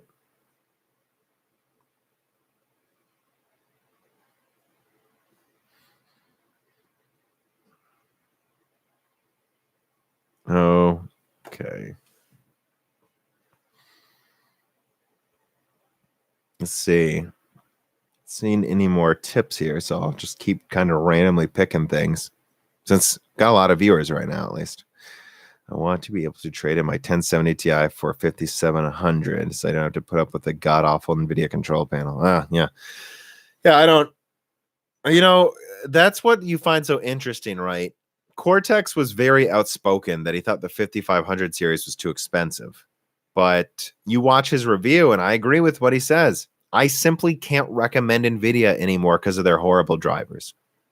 There's that. That's my opinion. And you can like it, you cannot like it, but I have an NVIDIA graphics card. Of course, my editing build has a Radeon 7, though.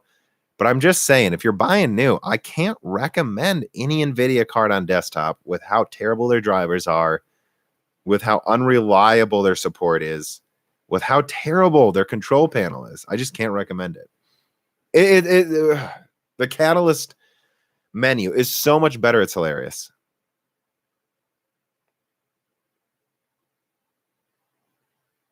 If you're still on a 1060, what should you upgrade to? Is there a specific game you're upgrading? I'll answer that. That's my answer, right? Is there a specific game you're upgrading it for? Is there a specific level of performance? Are you just doing 1080p 60? Are you happy just running the game in medium settings? Do you need to upgrade? You know, maybe not yet. But otherwise, 5700. I mean, come on. They're like $280 now, and they come with Borderlands and Outer Worlds, which if you're a gamer, I'm imagining like one of those games, right? So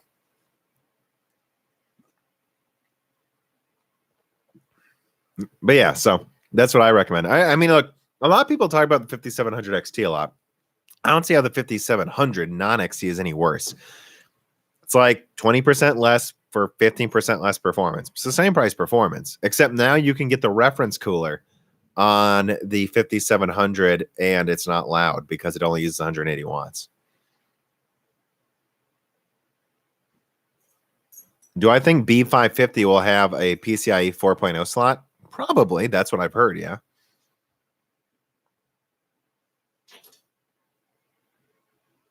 Well, I gotta say something here, JS Besner. You say NVIDIA drivers are better. That's not even a question. No, it isn't. They're less stable. Like, I test them. They're less stable, dude. They're quantifiably less stable. There's been audits. They're less stable. They were less stable during what was it? Windows Vista, right? A lot of the blue screens that were happening on Vista, it turns out were NVIDIA graphics cards. You can look this up. It's well documented. Like, no, they're not. They're not more stable. They don't, like, there's nothing. There's nothing. There's nothing. For the NVIDIA experience, you've got to sign in and do a stupid, like, traffic cone, identify the cars in a picture thing. Are you kidding me? Do you know how pissed off I would be if when I sign in to download NVIDIA experience, I've got to make an account to use my graphics card's drivers. That is abhorrent anti-consumer bullshit. It's so much worse.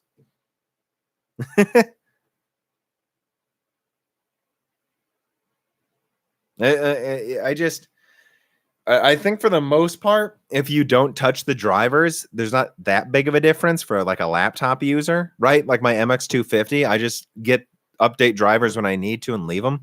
So that's fine. But there's no argument for them being better than AMD. They are less stable, they have less features, and they're laggier. There is not an argument you can make that they're better than AMD's drivers. There's just not an argument. It's just fanboy bullshit.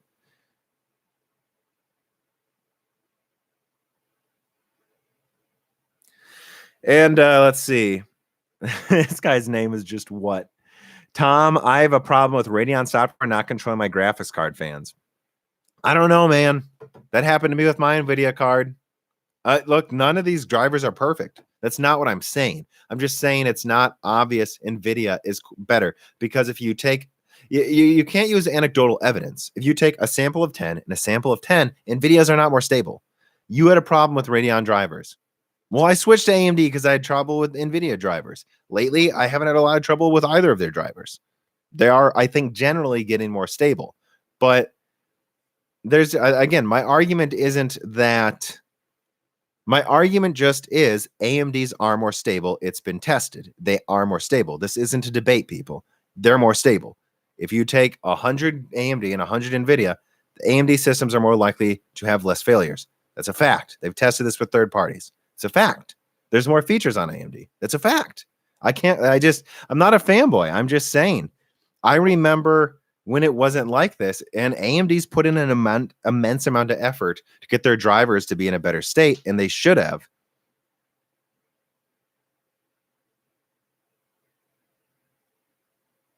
I mean, again, just the fact that you got to log into NVIDIA GeForce Experience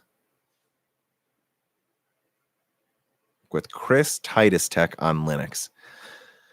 I mean, if there's people you guys want me to reach out to for broken silicon, you guys should send suggestions, right, to reader mail, or maybe or reach out to that guy and have him reach out to me. That's what you should do.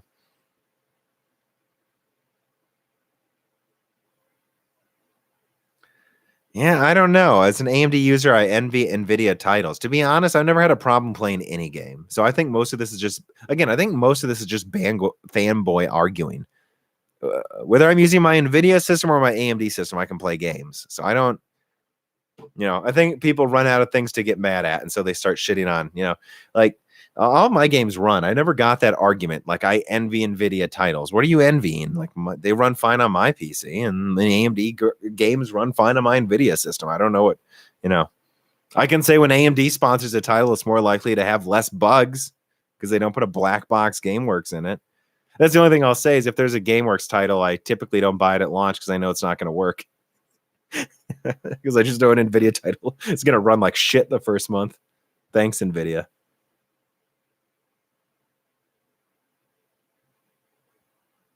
I don't know about this question, Agent.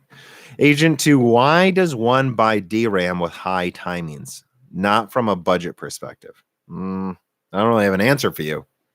You don't? You buy the tightest timings you can get?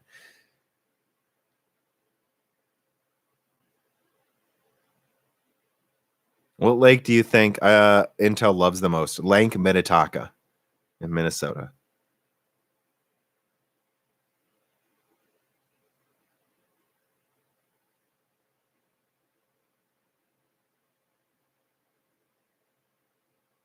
When is GDR5 coming?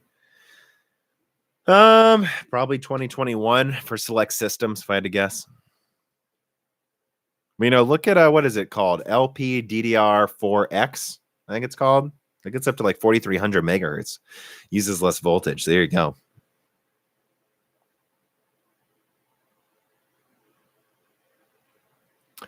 Yeah, so Burke Demiraz, Darksiders 3 works better on 1063 gigabyte than a 590. How many? I don't want to be a dick. How many people play Darksiders 3 compared to like a game like Battlefield, where a Vega 64 is close to a 2080? I don't know if it still is, but it used to be. I don't know. I mean, it's all over the place with performance these days. Sometimes I have nothing to say about Darksiders 1063 gigabyte versus a 590. I mean, the 590 is really only like, well, look, the 1063 gigabyte doesn't have enough VRAM, but if you have enough VRAM in your game, if it can make, if it's not going to flood it, I mean, the 590 is really only 20% better anyways. So is it blow me away that a card in an NVIDIA in one title is 20% better relatively? No. Did it blow you away? The Radeon 7 beat the 2080 Ti in Forza for a while? That's worse. That's way worse. 1060 beating a 590 is like, what? A $200 card beating a $280 card? At least it's not like in Forza for a while where you had like a $400 5700 XT beating a fucking $1,200 2080 Ti. Answer that question. This is why I hate this. Answer that question. That's what I think of your Darksiders question. I don't think a $400 GPU should be able to beat the 2080 Ti that costs 3 times as much in a single game. If I bought that 2080 Ti and I had even one game out of 10 I played where a card that cost a third as much beat it, I would be furious. I would be furious. Imagine if you had an RX 590 and the GT 1030 beat it in one game. Are you nuts? That's insane. These cards aren't that different, guys. That's why I think these higher prices are hilarious. The difference between a 5700, like a $300 card, and a 2080 Ti is like 50% for quadruple the price. And there will be games where they're pretty close. Not a lot of games, but there will be some. That's just ridiculous.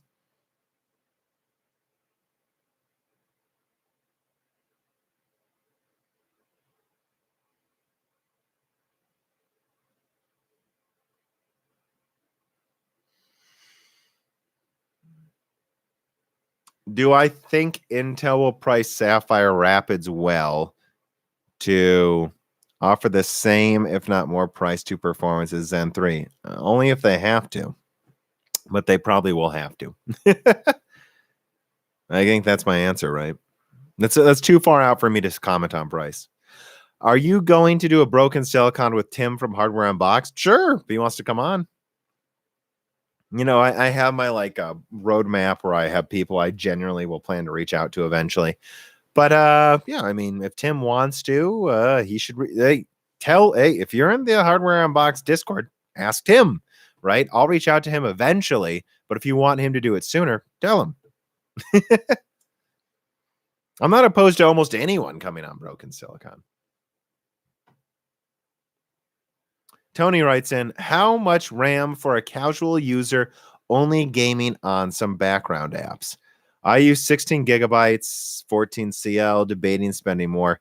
Again, I said this early in the, I don't know if you were here for the earlier part. I wouldn't upgrade now. You're fine. And here's the thing, right? I don't know if you have two monitors. You could even alt tab out. Just pull up Windows Task Manager, and it'll show you how much RAM you're using. Open up Chrome, open up a game, a newer game that uses a lot of RAM. Are you maxing out 16 gigabytes? If you're not, you're fine. And RAM, it's like you're not going to get that much. You have pretty fast RAM, it sounds like. So what are you going to get by upgrading RAM now? I really think RAM and storage prices are going to continue to plummet. That's if there's one thing, well, there's a million things I keep saying. But if one of the things I have to keep reiterating to people is like, really, guys, I think memory prices are going to keep going down over 2020. So if you don't need more RAM now, I don't know why you would wait. I mean, think of what they're putting in the PS5 and the next Xbox. They wouldn't be using those unless they can get them for cheap by then. It's just what they plan to do. I see. Yeah, that was that question.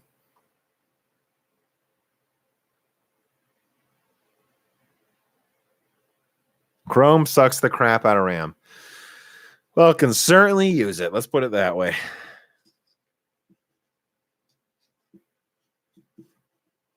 Most people never use more than 5 gigabytes. I got to say lately, I'm pretty consistently. I mean, what am I using now? Right? That's a good question.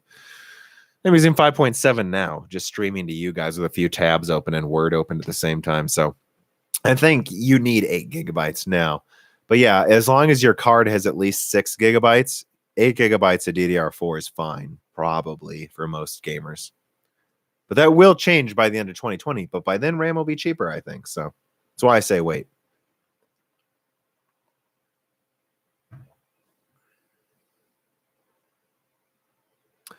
I have not seen the new Microsoft Flight Simulator. People keep pointing that out. I don't really play that game, but I will be honest. I've seen a lot of people pointing out the new flight. Okay, I guess let me just at least look at a screenshot. MS Flight Simulator 2020. I keep seeing people on the Discord mention it. Yeah, that's pretty good graphics. I'm going to be honest. It kind of looks like what I expect GTA 6 to look like. That's what I'm seeing here. Yeah. Yeah, I've never been a big simulator person, but certainly has better graphics than the previous Flight Simulator. Guess I'll say that, huh?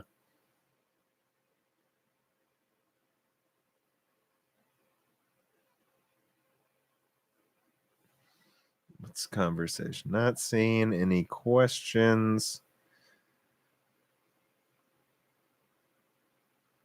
Not quite photorealistic. There will be moments where it looks photorealistic, but let me say this. I think Death Stranding is pretty close to photorealistic already anyways. So, oh, that broke off.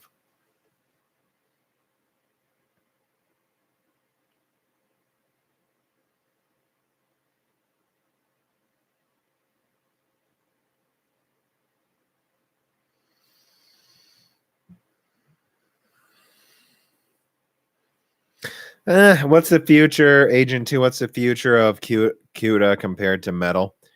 I mean, I think the future's open, so I think CUDA is on borrowed time, anyways. I guess that's what I would say about that. Let's see if I can fix this. If I start sounding, uh-oh. Uh-oh. Oh, I can fix that later. All right, well, this might sound bad I have to let me know if the sound gets really bad here, guys. Might have to cut it short. I need to change out the bands on this, it looks like.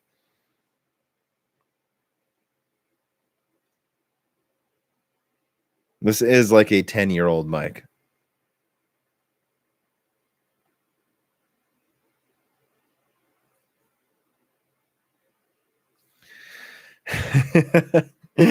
Oh, God. Nikola Georgiev says Zen 3 upgrade or wait for new socket Zen 4. Again, do you need to upgrade for a specific reason? If the answer is no, wait for Zen 4. If there's something you're going to use it for now, then I would just get Zen 2.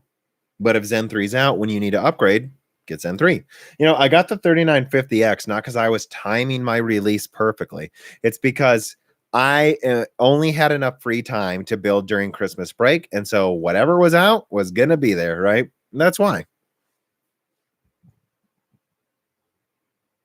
This isn't a cheap mic shock mount. It's just really old.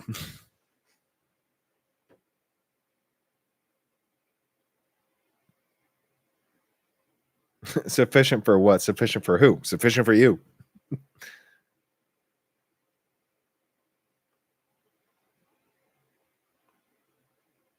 Yes, this is my house.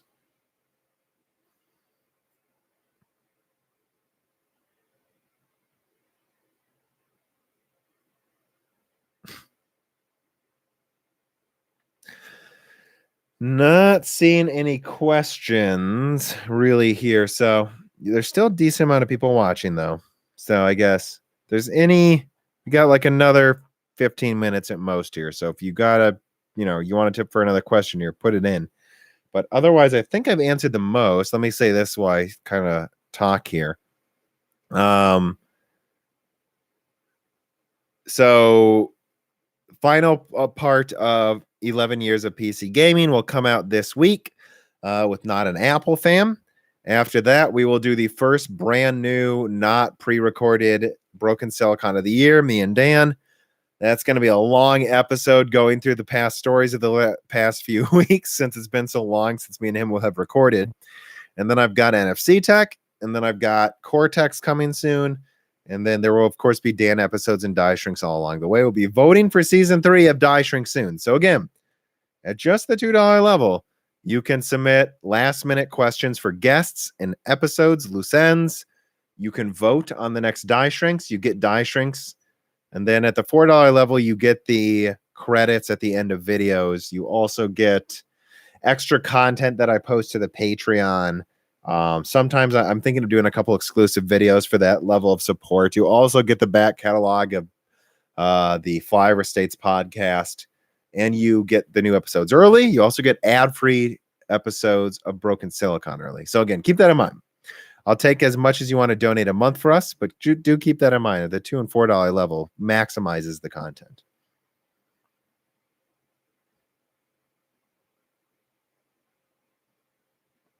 Do you believe the potential reports that the new Intel card is just at integrated level of performance? I don't know. It's not sounding like we should expect Intel to be that big of a deal in graphics in 2020, but it'll be better than before. I think this is going to be a slow-moving coup where you see Intel get better and better and better, right?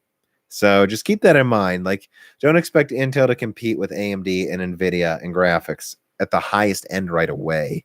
But it does seem like they will be bringing better and better stuff to laptops, at the very least.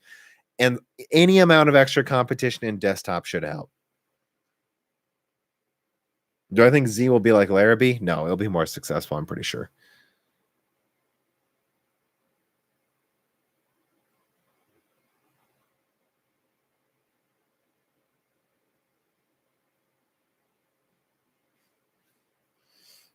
Can the RX 5800 match the 2080 Super? Dude, the 5700 XT is like 15% behind the 2080 Super already. Yes, I think AMD can make a card 15% stronger than what they have now. It's just if they want to, if they care, if they honestly care, which I think they should care. And I talk about that with not an Apple fan. I think they should care. Should Global Foundry, thank you, Fatboy Diesel, should Global Foundries transition to 7 nanometer as an alternative for AMD's 7 nanometer products later on? Would that be a better alternative to Samsung or be overtaken by Samsung soon? I mean, yeah, I think Global Foundries should have moved to 7 nanometer. I suspect they should have. I still think it's too early to say, but the fact that I still don't see 12 nanometer FDX used by basically anything worries me, like that was a mistake, because that's the problem I think Global Foundries may have not understood. Now they're specializing in a different type of process node, so that's fine, and that it's more profitable. That's fine, but the fact of the matter is TSMC is making piles of money because they doubled down on 7 nanometer and got there before everyone else. And guess what? Yeah, maybe 12 nanometer FDX is cheaper to manufacture at Global Foundries, but you know what else? TSMC is making more money, so they could just brute force this like they are. They'll just spend another 20 billion and double their 7 nanometer capacity. And the higher they make their capacity, the lower they can sell it for. How long until 7 nanometer can be sold? Maybe not for the same price as GF's 12 nanometer FDX, maybe 20% more, and it's more than 20% better. So I think that's what you got to think about, especially as they transition to 7 nanometer EUV. Well, GF is still on 12 nanometer FDX. So you got to think about, if they just up their capacity, they have the money to, because they have the best node. And it's going to become a bigger and bigger runaway problem, snowballing for Global Foundries, I think. But that's all I really have to say about that is, yeah, I think Global Foundries needs to get somewhere above 12 soon.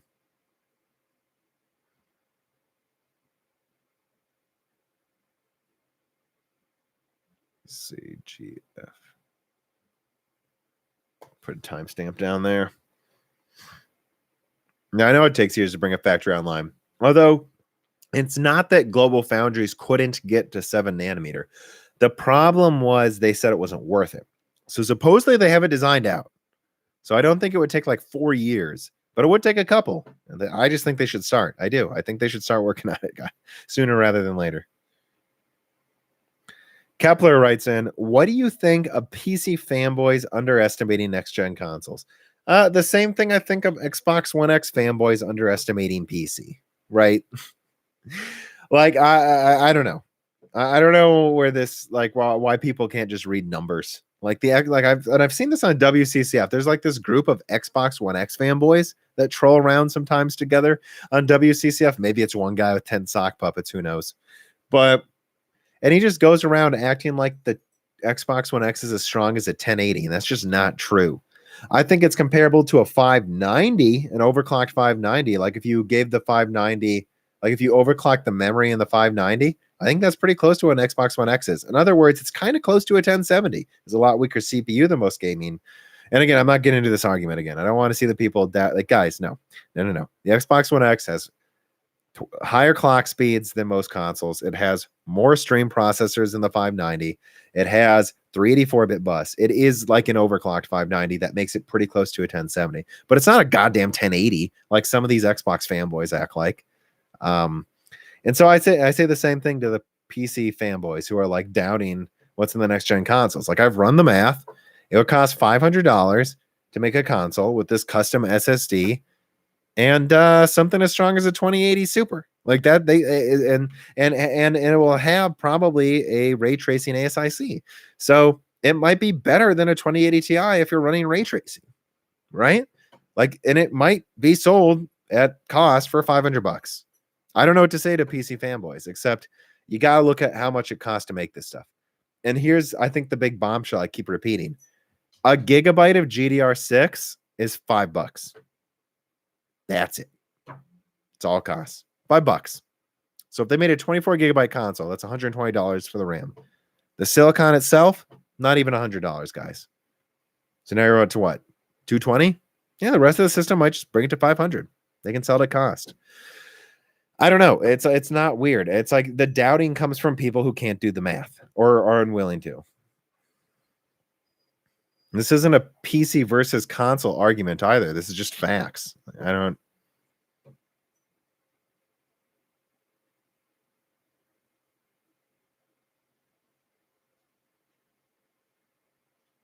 You ascended to PC during the mining boom? Oh boy.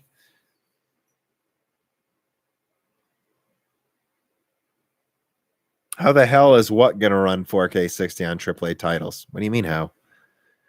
Like Death Stranding runs blocked checkerboarded 4K 60. It looks great. That's with something that's equivalent to like a 570, or 480. Again, it's custom hardware. They have FP 16 and special stuff in the PS4 Pro, but so that's half 4K 60 right there. It's just 4 teraflops. What the hell do you think they'll be able to do with 12? They'll run 4K 60 fine, guys.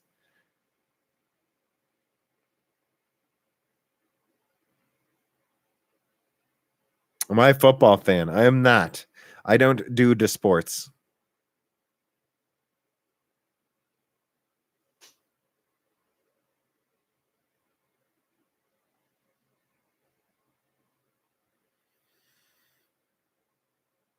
Yeah, I'm sure that 3600X was a big upgrade to the 3570K.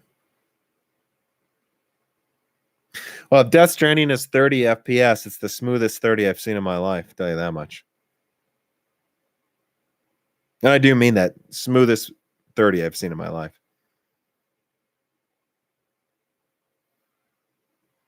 Do I like walking in mountains? I do. I have some over there I walk around in. They're not really mountains here, but feel like mountains.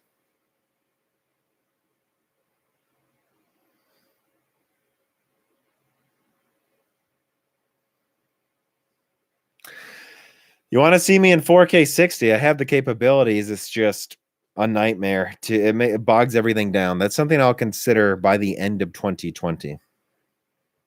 But again, right, it costs a lot more to go to 4K from 1080p. Why no beer?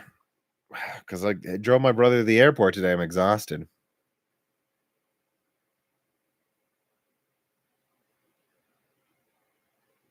But no one's been requesting beer. So, we got 10 minutes and no one's even said they want me to drink a beer. So maybe I shouldn't be drinking, huh? Yeah, big plan. I will say that I do have big plans for 2020 for the channel, but we got to hit. I don't want. I'm not trying to shill here, but we got to hit the 384 subscriber thing so I can really start ramping up. Because again, moving to 4K is expensive, and if you want me to start doing my own benchmarks, all of that hardware is expensive. Someone's name is just YouTuber.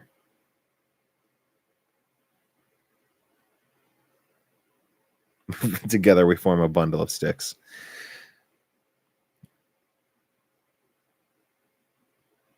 Well, Metroid's apparently drinking for me.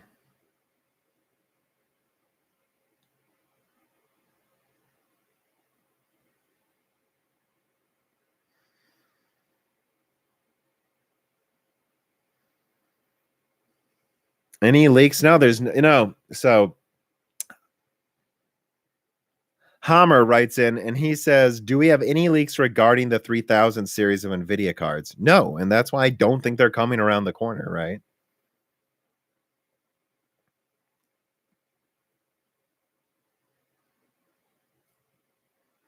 Yeah, I think we'll get a big RTX 3000 leak when it's right, 6 months away or something, and I just don't see it. I don't see these leaks. I don't think NVIDIA is ready. And if they're insisting on using TSMC, or if they have to, which maybe they have to compete, maybe they don't think it's worth it to go to Samsung for the lower quality, then when are they going to get that capacity? AMD's making gangbusters of money for TSMC with those 70 millimeter squared chiplets. So NVIDIA's at the back of the line, guys. I don't think they're getting there. I do think Big Navi will come out before a full RTX 3000 lineup. However, I could see a 7 nanometer Titan coming from NVIDIA before Big Navi, but it'll be expensive, so who cares? Yeah, I am going to do a video about my system. I'm going to do a 3950X review, right? And that's where you'll see what I did with my system as well.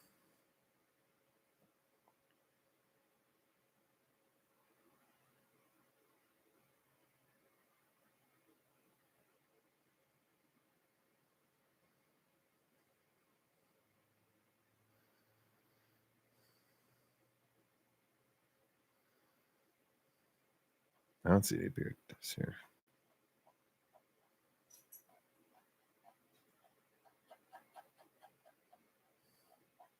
Beer tip. I don't see no beer tip.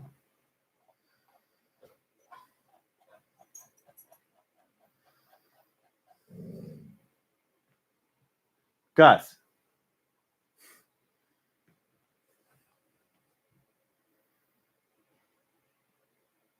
Where's my dog? I guess before I get off, I'll bring the dog in. Reese.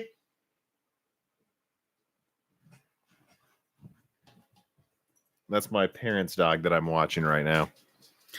Up, up. Up, up. There you are. There you are.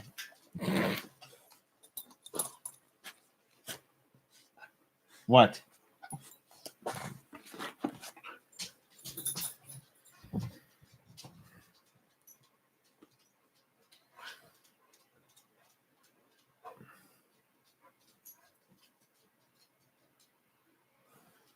What? What? What? Come here. Come back up. What?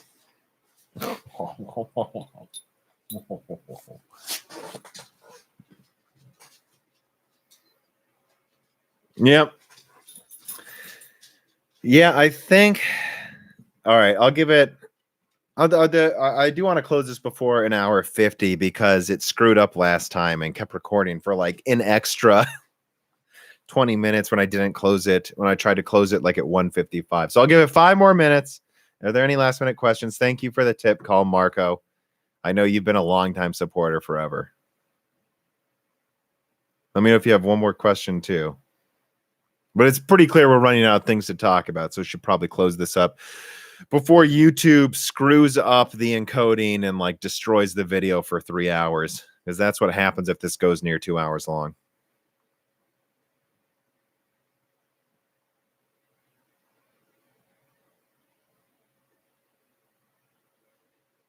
Well, no, I'm not gonna.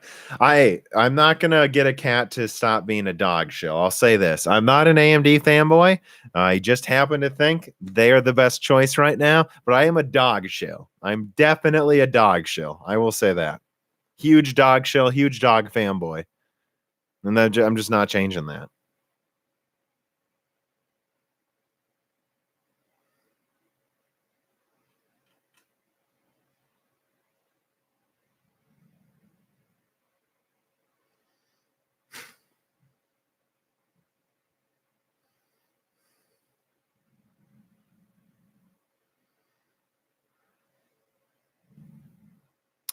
Is there a chance RTX 3000 won't come out next year? I think there's a chance it won't, actually. I think it's unlikely, though. I think you're starting to see NVIDIA get a little nervous, even though they're doing fine still. I think RTX 3000's coming out next year, but would I say it's 100%? No, I wouldn't say it is 100%, actually.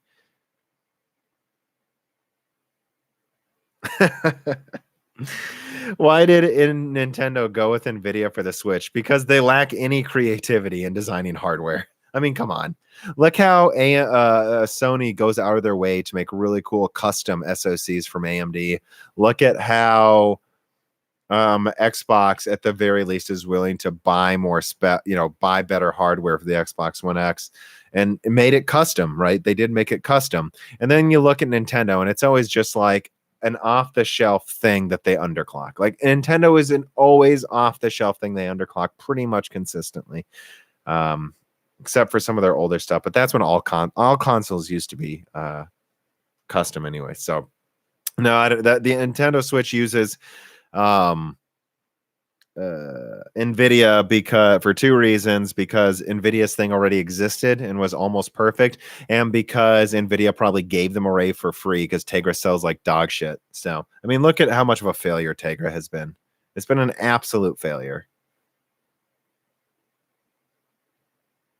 At least, I mean, look at all those phones. NVIDIA kept pushing all those phones for Tegra.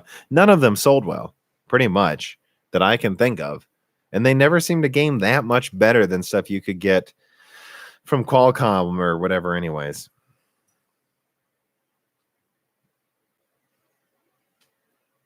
Well, I know Nintendo is more cost sensitive, but they're not going to make as much money. You know, sometimes you got to spend money to make money. And it just feels like Nintendo's not willing to make money, in my opinion.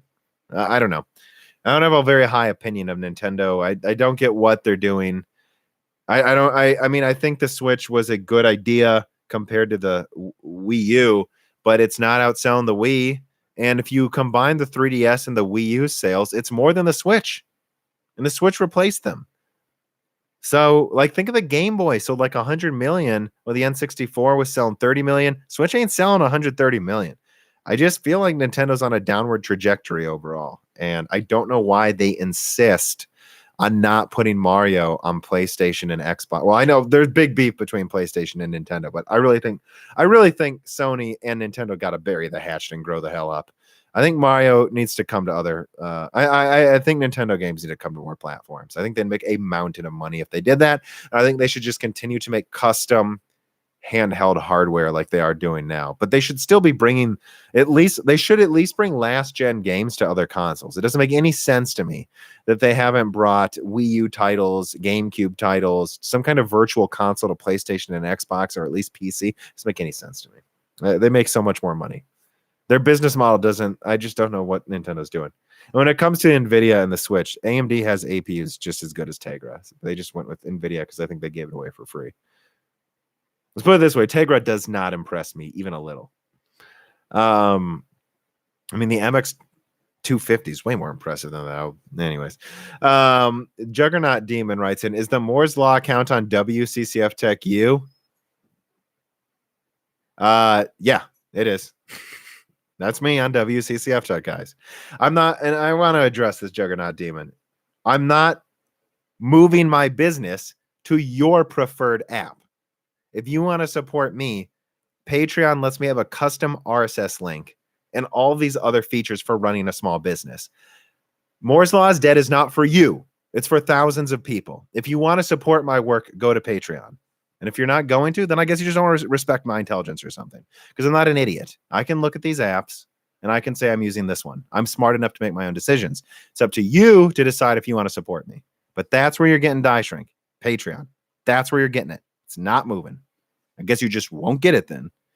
And I'm sorry, it's just a pet peeve of mine. It's like people are asking me to move my business for what they want instead of supporting my work. And if you don't want to support it, that's fine. You don't need to support me. Really, that's fine. But don't ask me to move my whole business for you.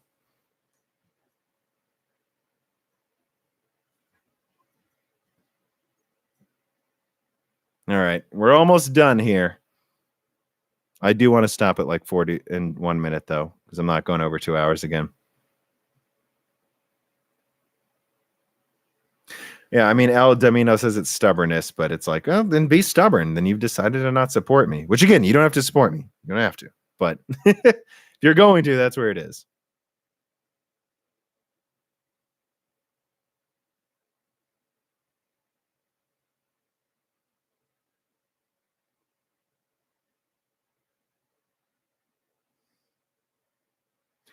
Juggernaut Demon, I already have to upgrade a custom cloud hosting for the free version of Broken Silicon. I have a cloud hosting for Flyover States. I have to update my website. I have to update YouTube. And then I also have a Patreon. Fuck Subscribestar. I'm not having 10 apps. Are you nuts? No. If you want to support me, I'm on Patreon. It's ridiculous, this suggestion. It's like you want me to build my business around what you want. No, either join the community. The community is over here. It's called Moore's Law is Dead. You can go make your own thing over here, but mine is over here.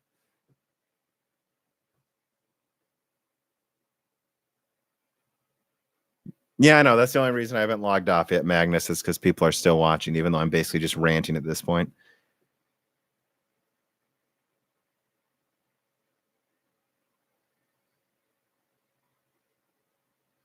Julian, I'm not going to be showing your comments. You're just posting inappropriate stuff.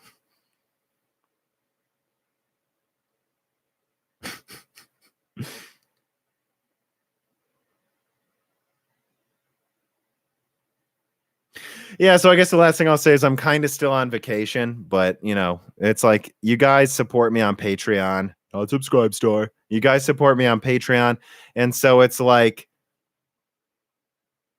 I got to show up for work. So it's the end of the month. I'm putting this video out, even though I'm still on vacation, because I can do that. Took a few hours of prep, but whatever. Well, I do a face reveal at 100,000 subs. I think this is my face, dude. But yeah. Anyways, I'm basically still on vacation, but like I said, Broken Silicons every week because you guys support me, or at least for now. Again, when we hit 384, I promise Broken Silicons keep coming every week. I actually don't have to yet, but you know, it's kind of like, why did I get this video out even though I'm on vacation? It's because you guys are supporting me. Or am I not going to show up to work if you pay me? It doesn't make any sense to me.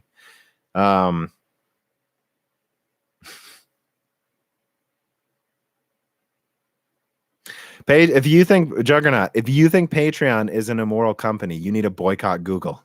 But I see you here. I see you here on Google. So it's just stubbornness, dude. Admit it. It's just stubbornness.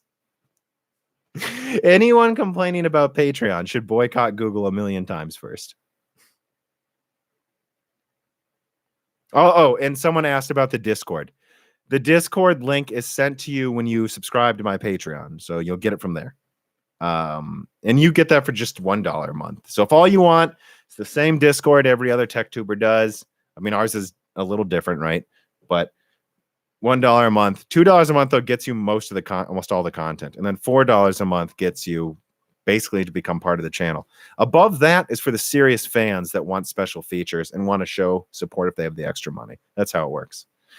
But yeah, I'm done talking about that. But yeah, if you want the Discord, I do have to remind you, pay attention to the Patreon emails you get when you subscribe, because that all of that stuff is sent to you. What do I have? I have a Razer Death Adder Elite with tape holding on the side of it. But hey, still works fine. As you can see, guys, I'm not blowing money all the time. I'm using a mouse with tape on it. It's just one thing at a time, right? It's fine if you want. And again, you know, like Metroid Child says, I don't have the finances to donate, so I'll stay a hitchhiker. That's fine too, right? I'm a hitchhiker to like 30 podcasts. If you have the extra money, consider supporting it though for Die Shrink and all the other stuff. Just don't tell me to move my whole business for your special app. That just annoys me.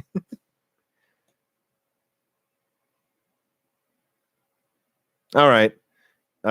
This is gamer tape. This is special Scotch Painter's gamer tape. All right, I am done. I'm clearly ranting. I'm just going to start yelling at people, and that's not how you make friends.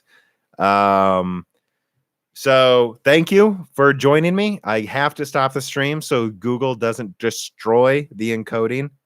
Yeah, again, if you support me on Patreon at the $4 level, you can ask these questions for the live stream for free, right? Just pointing that out. $2 level, you can generally get a small amount of reader mail in. Basically, at the $4 level, you get a lot of reader mail. At $10 or higher, you get special features, and you can basically spam the reader mail. Although don't, because I'll get mad at you. And yeah, so just keep that in mind, too. If you're here supporting me, it's cheaper to just go on the Patreon, and that makes it easy for you. It makes it easy for me to track my supporters, too. That's why, if you're a fan, use the Patreon. It's $2 a month. If you subscribe to the Patreon at $2 a month right now, you get like 10 die shrinks automatically. There's a new one coming out. Oh, yeah. There's a die shrink coming out this Friday called Flip Floppers. It's me and Dan talking for 45 minutes about things you didn't know we think about PC hardware. In other words, what would I have said about Kepler if I had a channel a few years ago? We'll talk about stuff like that. What did I think of RTX before it came out? What did Dan think about RTX before it came out? And it's a centering around things you wouldn't have expected. Like, just because I hate Turing now, I didn't always hate Turing. just because I hate this one thing from NVIDIA. I used to like NVIDIA at this one thing. That's what that episode's about. And again, Flyover States is going to be awesome when I have time to completely reboot it in January. All right. Thank you for watching. I'm rambling. I'm going to end the stream and hope it doesn't kill itself at 2 hours. All right. Peace, everybody. Thank you for the tip again, Fat Boy Diesel.